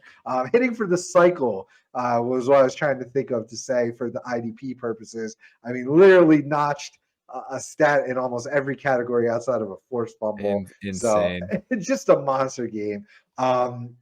He's a stud going forward, a solid option going forward. Playing those stats. Now, on the flip side, Milano had a really kind of a bust game in comparison. Played the same amount of stats, but only 1 solo and 4 assists. So kind of funny how that shook out that way. Just Bernard, all around the ball. Below him, you had AJ Epinesa, who lived on 1 play, got an interception return for a touchdown. Also got home for a sack, but he was only playing more because of the blowout. Don't go chasing those points. Leonard Floyd, on the other hand, 2 sacks. He was someone that I was starting if I had him in my start 8 to 11 IDP type leagues. You definitely wanted Leonard Floyd in this week because Sam Howell takes a shit ton of sacks. Number 1 in pressures converted to sacks, as well as all of the interceptions. We had 4 interceptions. We had, how many total sacks was this? 9 sacks on the day. So a ton of people ate. Ed Oliver ate. Greg Rousseau finally chipped in with some production. So yeah, just a lot to go around here because of how the game turned out. But yeah, you're starting your studs, your Terrell Bernards, you're still starting Matt Milano. You're starting Leonard Floyd in advantageous matchups, but maybe not so much in other ones. Who do the Bills have next week? It's that them Dolphins, baby, those Ooh, high see, flying Dolphins. So you that's can just a see a fun total match. reverse of all of this. 100%.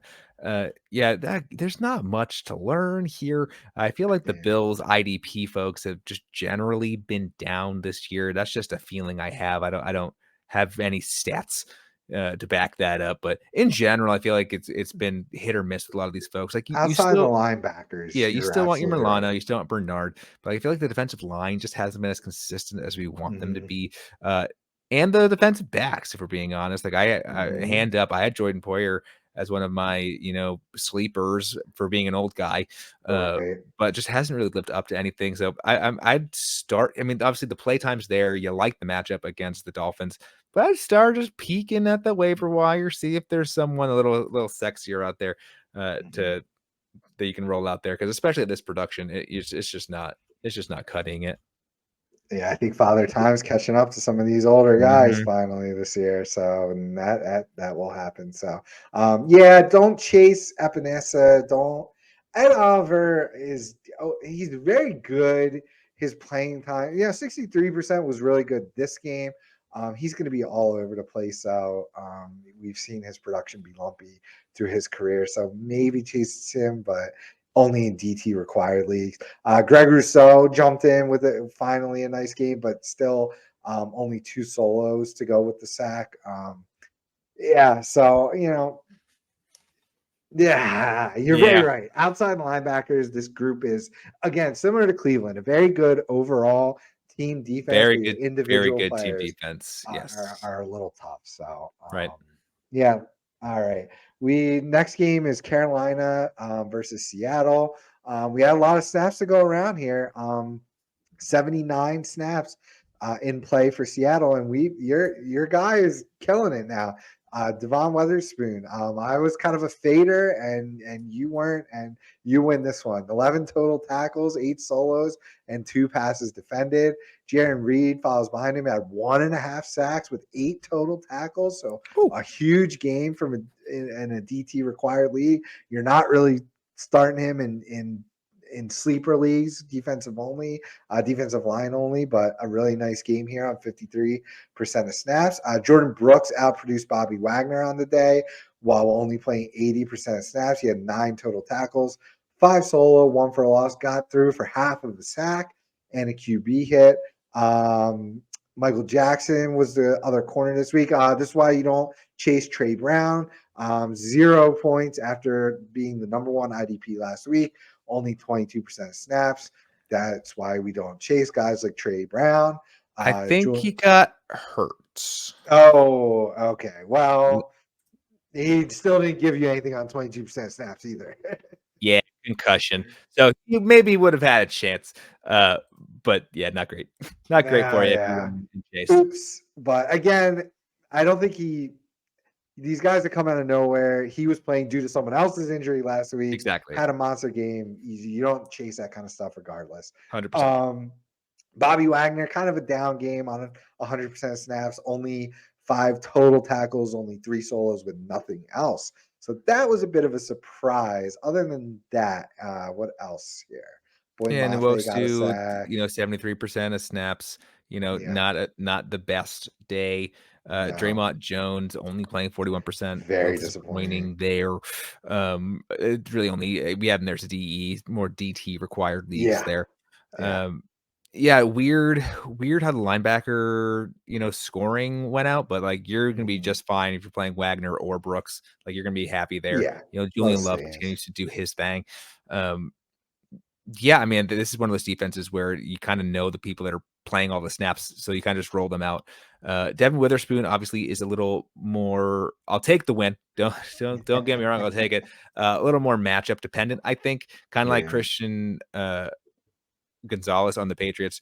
yeah. Why I like these rookie cornerbacks that are drafted so highly so much like they see the field 100% of the time. It's a very easy position to just throw them out there. It's not like defensive line where you have to get, big and strong in your NFL body. Like, no, you're just going to be fast, have good hands and have height, which they already have. Right. So I love that they play that much, and they typically will give up some catches because they're still learning. They'll make some mistakes. So that's why I love them so much.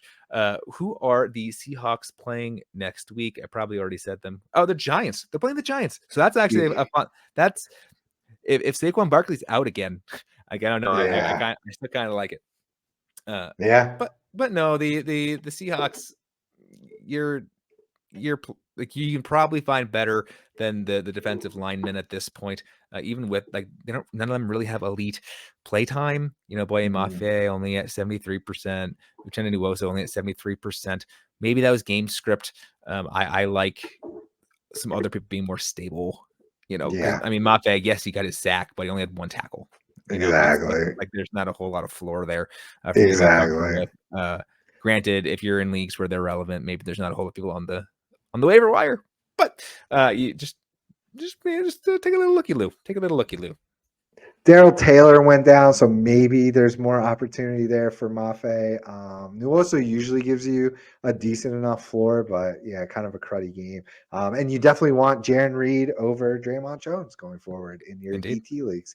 He's just a better player overall, better floor and higher ceiling, apparently. On the Carolina side, unfortunate day. So last week they lost Shaq Thompson. This week they lost Luvu for the game. I don't think we know a lot more information. I thought we know everything. Let me check. Earlier in the day, I only saw Frank Reich saying day to day, and I'll keep looking. Okay, so 100% of snaps. There were 75 snaps available. Brian Burns comes away tied with Camus Grugier-Hill as the top IDP. So Burns gets home for his sack along with 3 QB hits, 1 assisted tackle, 3 solos, and 3 tackles for loss. So a nice rebound after a very bad, almost non-existent game last week. KGH, we said go get him off waivers, and he produces. Although only on 67% of snaps, I would have thought that was higher. It looks like Deion Jones was right behind him at 69, or right in front of him at 69% of snaps. Nice. But Grugier-Hill gave us 10 tackles, 7 solos. Nothing else. Sometimes he'll throw in a splash play there, a sack, or some defended passes. So, but hey, with that tackle floor, you want him going forward. Big time waiver guy. Go get him. I mean, LB3, bordering LB2 in fantasy purposes. Von Bell is the safety to own. Jeremy Chin, I don't know what to say. Chin, his snaps rose back up to 77%, but only gave us 2 solos, 3 assists, nothing else. Super frustrating. Whereas Von Bell, these gave us 8 solos, so that was nice to have. Deion Jones chips in with 3 solos, 1 assist, and interception and a pass defender. So he kind of stole the splash play from KGH this week. Gross Matos got home with a sack. I'm not a big fan, though. Not chasing him. Derek Brown continues with an awesome floor for DTs. I don't know why he's pulling him in as DE. I'll have to fix that. But 5 tackles, 3 solo, and 2 QB hits. So we've always thought of him as a run stuffer. He is that, but he's also going after the quarterback this year. You love to see it. He's a great DT option going forward the rest of the year. The corners and the rest of the safeties, and nothing really to care much about there. Very matchup dependent. Nobody I'm dying to have in my lineups every week. So, but yeah, Luvu's the big story. If he's out, it looks like Deion Jones is the man to own. And yeah, you probably want him. We know he's a talented guy, kind of aging and maybe has lost a step. But man, if he's going to be on the field playing these snaps, he's going to be KGH and the Jones show going forward. I want both of them. So yeah, we'll have to see if we can anything on Luvu. I was wrong. Just day to day. Just day to day. So yeah, so we'll have to see what happens later in the week. Yeah, so monitor that. Yeah, I mean, I think this team, has the players you want, right? Like, I don't know, like a lot of these teams it's nice. Like Brian Burns, yeah, absolute stud. He's been crushing it. Even and he can disappear. He can, yeah, but stud. Von Bell's the guy you want. Xavier Woods, Mhm. little darling from a couple years ago, even a little bit of shine last year. Obviously awful. He He's been he awful was all year. injured too. He got injured too. I forgot to mention that. Oh, okay. We lost him to injury as Even well. before the injury, he wasn't really doing much of He's anything. more So that free safety. Yeah. yeah, so yeah, I think monitor that linebacker group. That is really the story. Whomever's playing is going to be in a valuable spot. So yeah, watch that and see if you can't sneak someone from the waiver wire Mhm. to be a sneaky starter. And again, the Panthers play the Vikings next week. Maybe up your cornerbacks here, your Deontay Yeah. Johnsons, maybe whoever's guarding Justin Jefferson, because that's another team that they Mhm. hammer Justin Jefferson and Jordan Yeah, Addison gonna at see this a point. lot of So targets. should see a lot of that. And not a whole lot of running, even though Cam Akers will in theory be active, I can't right? wait to see how that So shakes out. yeah, so yeah, play people accordingly. Maybe Jeremy Chin gets a second life with these injuries to Woods and Luvu, but so Yeah. I guess you Eh. got to hold, but let's see what shakes out. I'm not starting him unless Woods and Luvu are out. I might throw a Hail Mary tag on Jeremy Chin if both of those guys miss next week, but Mhm. if not, he still remains a Hail Mary regardless. But yeah, he's tough going forward. I don't Yeah. know what to think. Super disappointing. All right. The upset of the week, Dallas loses to Arizona, and Kaiser White, who was in my stud category. I did this game last week, the preview, the start sits. The only other guy to be with Micah Parsons as a stud start. Kaiser White pays off 14 total tackles, 8 solo, 1 for a loss, gets a pick and a pass defended, 31 points. 100% snaps. You love to see it. He is a stud going forward for the rest of the year. Just playing out of his mind right now. Jonathan Gannon brought him along, so he's paying him off. Mhm. We had Kytrell Clark, the rookie corner. I have a really nice game. 10 tackles, 8 solo, 2 passes defended in your CB leagues. I want him. If I only have to start one, he's definitely a top 12 consideration going forward. Chris Barnes chips in with a solid game as the LB2, 72% of snaps, 7 total tackles, 6 solo, 2 passes defended. In your super deep leagues, he should be rostered. Started in a pinch, but nothing crazy. Jalen Thompson gave us a good game, 8 tackles, 5 solo, 1 pass defended, 99% of snaps. Our guy Kayvon Wallace playing 100% of snaps, chipping in for Buda Baker injury, gave us a nice tackle for with 7, 4 solos, 1 pass defended. Victor D on the defensive line. D stands for defense in this case. 3 solos, a tackle for a loss, gets home for a sack along with a QB hit. Probably not production I'm chasing on 56% of snaps. Very surprised, especially like you had mentioned previously. Dak does not take a lot of sacks, so could kind of be a fluky game here. I'm Mhm. not really paying much attention to that, and I'm not chasing that going forward. Zaven Collins did get injured. That's why he only played 30% of snaps. Did get home for a sack, luckily, to salvage his day previously, but he was already not giving us a ton of production. Dennis Gardek, the Barbarian, comes back down to earth, playing his similar snaps. No sack today, no fumbles today, only 2 solos, a tackle for a loss, and a QB hit. So he was still getting back there. He just didn't get home on a sack. What else you got for Arizona?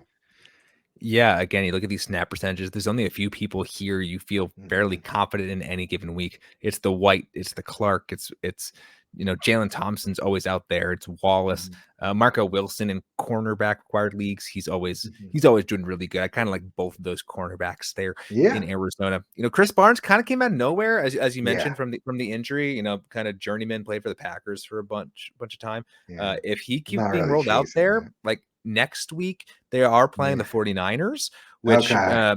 is A lot of running. should be a whole lot of running. Yeah. So you kind of like the linebackers in that Okay. spot. Granted, the Cardinals they've been frisky all year. Obviously, Mm-hmm. especially frisky in this game. I don't know. The Niners think are a different animal, so it might be a Mm-hmm. route.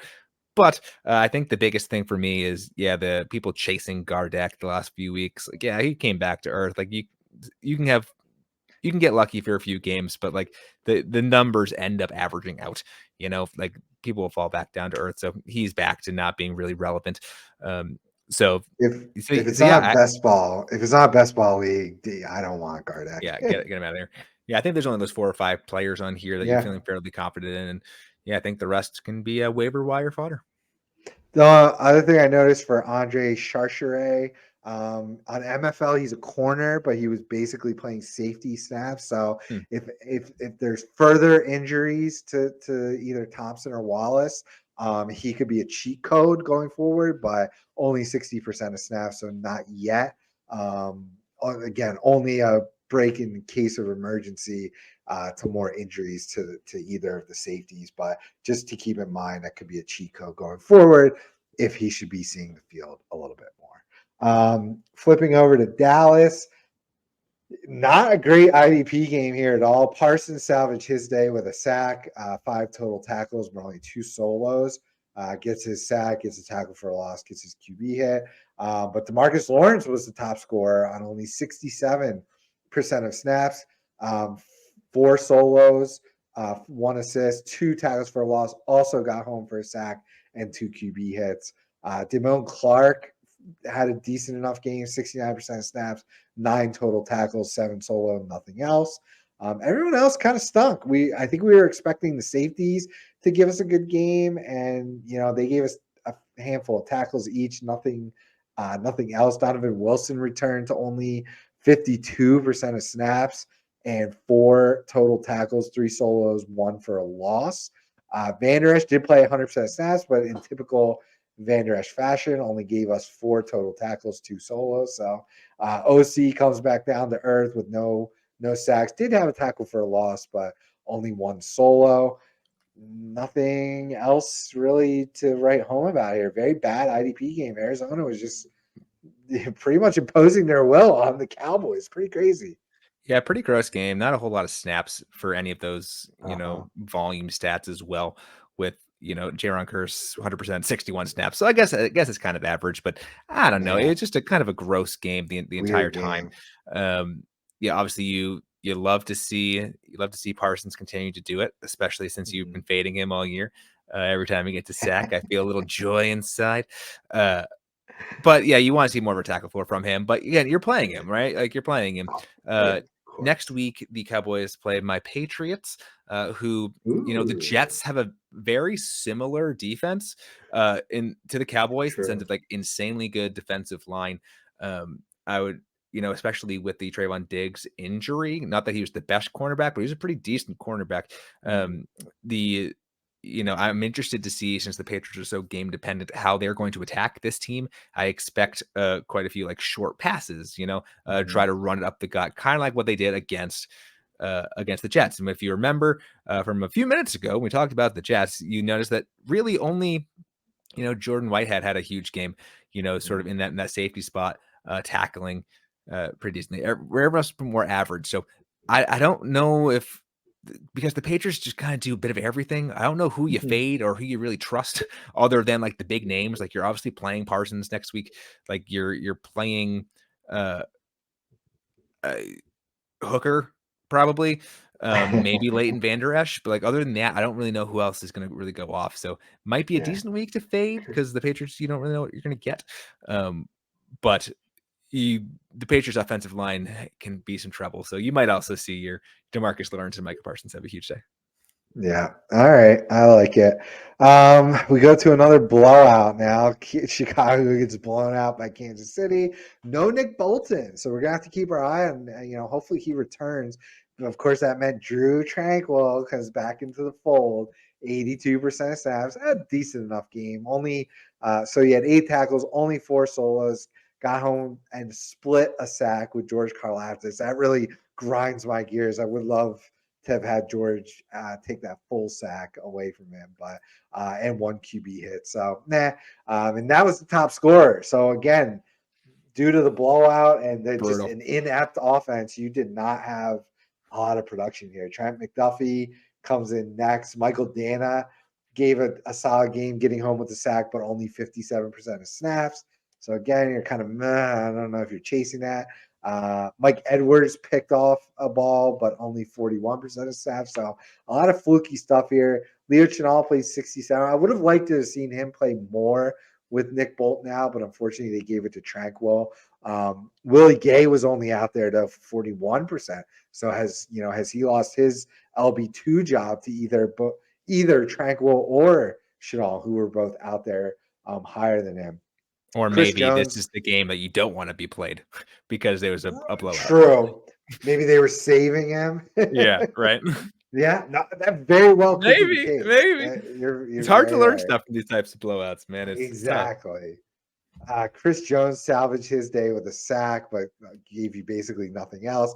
And again, my guy Karlaftis, I thought this would be a much better game for him, but he at least got home for half a sack. Only one solo and one QB hit, though. But I do like him as a strong sleeper play going forward the rest of the year, Karlaftis. So other than that, I don't have much else. L'Jarius Sneed stunk on 82% of snaps, only one solo and one tackle for loss. So McDuffie is ahead 2-1 on on games against Sneed. So might be I, the B word coming I, out. Maybe I'll inspire Sneed by throwing out a potential B word bust for Sneed this year. So you're welcome next week. Granted, they're playing the Jets next week, who Never we just mind. yeah. Do you know?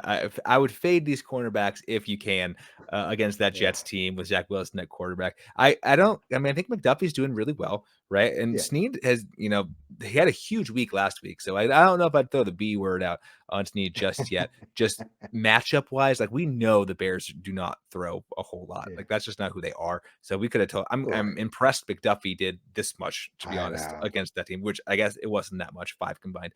But I'm not surprised one of them didn't turn out. And I think that's gonna be the same thing next week. And because you said it, it's gonna be Snead that's gonna do it, and McDuffie's gonna do nothing. I would just fade any cornerback against the Bears until they can prove they can do anything else. Otherwise, there's nothing really to learn here. It was a laugher. So yeah, even the stuff with the linebackers, like I don't know if we actually learned anything other than without Nick Bolton and in a blowout. It's kind of a mixed bag. So yeah, not Yeah. much to learn. Again, that Jets team, they just don't sustain enough drives to really warrant getting those big old volume plays either. So if you can fade these players, other than if Nick Bolton comes back, obviously, and you're probably rolling out Chris Jones, it might be a decent fade week. I agree.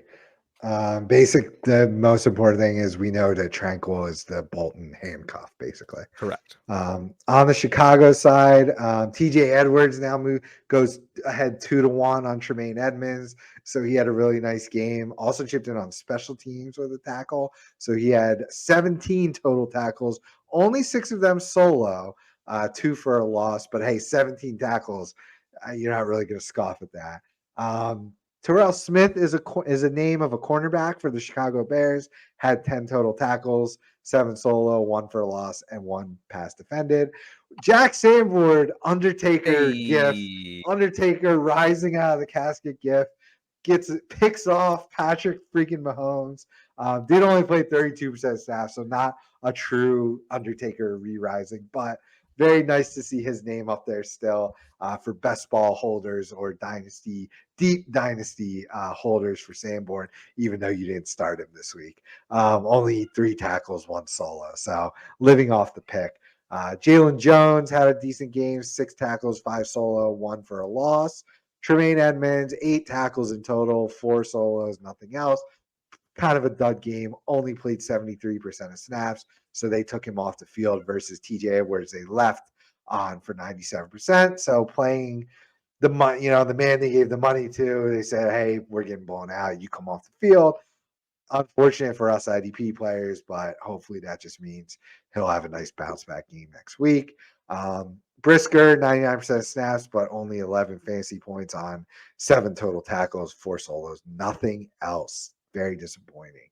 week there. Other than that, I thought Tyreek Stevenson, he must have gotten injured, or they took him out. Only 29% of snaps after playing 100, I think, in Mm. back-to-back weeks as a second-round rookie. I was super bullish on him as a streamer this week, and just totally let me down. He got hurt. Okay, I feel a little bit better then, but that just stinks. So that's where Terrell Smith came from. The slot nickel corner Greg Stroman was maybe a sneaky play, but only came away with 4 tackles, 2 solo, nothing else. Of course, we faded the entire defensive line as Patrick Mahomes doesn't take sacks, and of course, nobody got a sack. Ngakoue at least gave us a solo tackle and 2 QB hits. We'll take it. But of course, nobody on the defensive line did anything. So not a lot to take away here, I don't think either, right? Yeah. Since we are, a fact-based podcast, Jack Sanborn did not pick off Patrick Mahomes. Jack Sanborn picked off Blaine Gabbert. He picked Well, off my bad. Blaine Gabbert. So less cool. Just really elucidating my Marvelous. point of Jack Sanborn didn't play until it really Yeah. didn't matter. So Oh like leave man. him where he's at. This was again Yeah. a laugher. There's not much to learn. I mean, Yeah. TJ Edwards, hooray, you played a bunch of snaps in the game that you were losing 40-0, with Right. Taylor Swift in the audience. That's cool. I guess that's a story for you. But yeah, I think you're still rolling with your Briskers, your Edmonds, your Edwards, sort of going from there. There's a big 3, and that's about it. And that's really it. And the Bears have a gross matchup, like as I mentioned before, against the Broncos. Like, yeah, I who knows which Russell Wilson you're going to get, or Yeah. any of that jazz. So I think you're really only feeling confident in those few players. I don't even know who you would give an uptick to against this Broncos team. I mean, It- with all the hits that the Dolphins got, maybe Ngakoue is a Hail Mary complete play, but yeah, other than that, there's nobody that ticks up. Yeah. agreed. Enough with the Bears. Enough with them. Yeah, we can move on from that game pretty easily. To our final Um, game. all right. The Steelers and the Raiders. We saw there were 62 snaps available for the Raiders, and our guy Nate Hobbs leading the fantasy scorers. 6 total tackles, 3 solo, 2 passes defended. Very solid for a corner. Marcus Peters right behind him with 6 tackles, 5 solo, 1 for a loss. Robert Spillane, after a monster game, kind of comes back to earth with 7 tackles, 6 solos, nothing else. Divine Diablo right behind him. Only played 84% of snaps, 8 total tackles, 4 solo, nothing else. Crosby salvages his day with a sack, with only 1 solo, 2 assists, 1 tackle for a loss, and 2 QB hits. And that's all pretty much we're talking about on the Raiders. The 2 safeties played 100% snaps, Merrick and Epps, and 4 total, 3 solo for Merrick, 4 total, 2 solo for Epps, or 3. Sorry, there's 3 solos for Merrick, 2 solos for Epps only, and neither gave you anything else. So very disappointing. The rookie cornerback Jacorian Bennett did play 100% snaps, but gave you pretty much no production. Yeah, and that's typically par for the course for Morig there. He's been the guy for the last 3 years I think this is his 3rd year. He plays 100% of the snaps and kind of has Right. every single year, but where he plays on the defensive alignment, he just never gets snaps. So he's one of those weird ones like, oh, he's playing 100%. He must be worth something. He's not. He's had a couple of games this year already. Maybe it was just last year, or sorry, last game that he performed really well. Like he was up there at the top of the chart. And it's like, really? Morig? Mhm. Like what happened there? So this is more Right. par for the course for him. So don't Yes. expect really much more than this any given week. Again, if you're going for a flyer, it is nice to have a flyer who is out on the field as much as Yeah. he is, but like it's not really worth it for much of anything. And it's nice to see Nate Hobbs continue to do Nate Hobbs stuff, right? Like Mhm. it's Nate Hobbs' world. We're just living in it. We getting that L'Jarius Sneed treatment in the offseason, and seemingly that's paying off. You love to see that. But really, yeah, this Raiders team, it's kind of they're the linebackers you like. If you want to be streaming those defensive backs, go for it. But otherwise, there's not really a whole lot else going on. Even like the rookies aren't playing as much as you'd want them to either, or really doing anything. So it's just not an exciting defense. But some of these players are fine.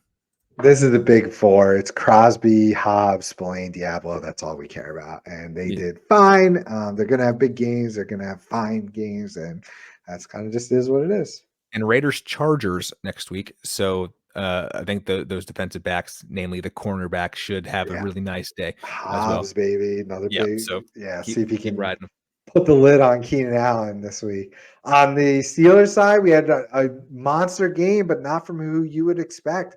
2 interceptions for Levi Wallace on 4 passes defended, 6 total tackles, 4 solos, and that was on 93% of snaps. Again, you're not going to really chase that. Jimmy G normally protects the ball pretty well, but we saw him get injured. So yeah, those 2 picks probably not something that's going to keep up and remain consistent. The next high scorer was another corner right behind him, Patrick Peterson. 5 tackles, 4 solo. I also had an interception and a pass defended. So those were the big plays of this game. Minka had a solid game, 11 tackles, 7 solo, nothing else. But hey, that's a great tackle for what we expect for Minka. TJ Watt, 2 sacks, 3 QB hits, 2 tackles for loss. His only 2 tackles were both sacks. We love that. That's TJ Watt doing TJ Watt things. That's what The he does. battle of the linebackers was Holcomb and Alexander. They tied in our scoring. Holcomb did play 74%, Quan Alexander 65. Each had 5 solos. Quan added 2 assists.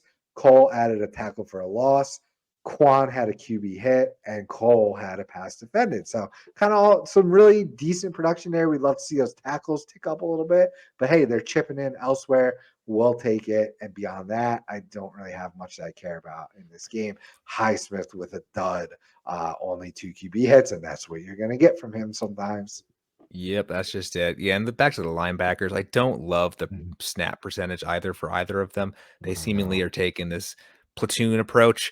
Holcomb Mhm. leading it with 74%, Quan with 65, Mark Robinson with 6, and then Landon Roberts, the journeyman, with 24%. Mhm. If you're in a pinch, obviously Cole Holcomb's the big name, pretty Mhm. good producer, and obviously he produced in this game pretty decently. I just don't love the snap percentage for what I'm looking for in a stable linebacker. But if you're looking for a fill-in, yeah, you can do far worse. Otherwise, yeah, this is a team that is pretty top heavy, if we're being honest. Like TJ Watt Mhm. usually gets his. I mean, he gets his. Highsmith doesn't, right? The Mhm. cornerbacks with absolutely massive games. Uh, who do the Steelers play next week? They play the Texans. Okay, interesting. So Nice. it's an interesting matchup there. Again, you shouldn't expect this kind of cornerback performance again. Uh, Mhm. Not like this anyway, not with any sort of consistency. Uh, but yeah, Joey Porter only playing 38%. That's a little disappointing. I was also interested to see what happened with Cam Hayward getting hurt. If Mhm. any defensive tackle was going to see a huge uptick in play time. Uh, no one really, I was hoping to Marvin Leal would get a big uptick, up to That's 46%, who I was betting on. which is nice, but that's not enough to really make him relevant. So No production to go with I it. guess, I mean, Larry Ogunjobi, the perennial decent player, up to 68%. Just I think the Right. the matchup didn't really work out for him. Uh, Yeah. so yeah, play your studs in the Steelers and kind of let everyone else figure out the rest of it. Yeah, Ogunjobi is a nice guy for DT required at 68% of snaps. Yeah, just unfortunately didn't give you any production this game, only 1 assist. Major whiff. He did good last week, but Yeah, this week, major whiff. I'm probably still rolling with him if I'm, super deep dynasty leagues in yeah, DT required if I need to start one, but because the snaps are there and they just, yeah, the Raiders just again the run game with Josh Jacobs really slacking not this doing it. year. So that's going to be tough to get that production from the inside when they're not doing very well running the ball. So and playing from behind. So all right, that concludes our reviews for the week. How did we do gambling? Um, I didn't look. okay. I didn't have the time, so you're gonna have to follow us on all of our socials. You can follow along. Steve and I are making a pick. Unless we don't do it by the Thursday game, with every game, you can follow along. Last week had a really good week. We'll be sure to get our records out there pretty soon, especially if we did well, which I'm sure we did. I'm sure we I did. Oh, I think both of us were pretty good through the 1 o'clock games. We were both like like 7-4, 8-4, 8-5, something like that. And then I didn't That's go pretty check decent. That's when you just for turn it that. off Yeah. and like, So hey, if we were already that far ahead, even if we lost the rest of them, we pretty much finished at 500. So we at least went 500 this week. you're So dang right. You're dang right. can't ask for much better than that. That's a win in most cases. So yeah, appreciate it, everyone. Again, IDP Plus Pod as a 10% promo code if you want these charts and your written articles every single week by our awesome staff. Great content there. Lots of tools are coming out, already out. Snap counts that if you need to go back and reference them are available. We are going to be having, again, fantasy points against by position for both offense and defense. So again, we do it all here. We do offense and we do defense for all of your mixed leagues. If you ever have offensive questions, please let us know. And yeah, so Matt can be found on Twitter at mrecord21. I can be found there at Dynasty Santa. And we will catch you next week. And thanks for listening. Have a good one. Thank you for watching this IDP guys video. If you like this content and you want more fantasy football content, click here. If you enjoyed this video and you want to see more videos to help you master your IDP league, click here to subscribe.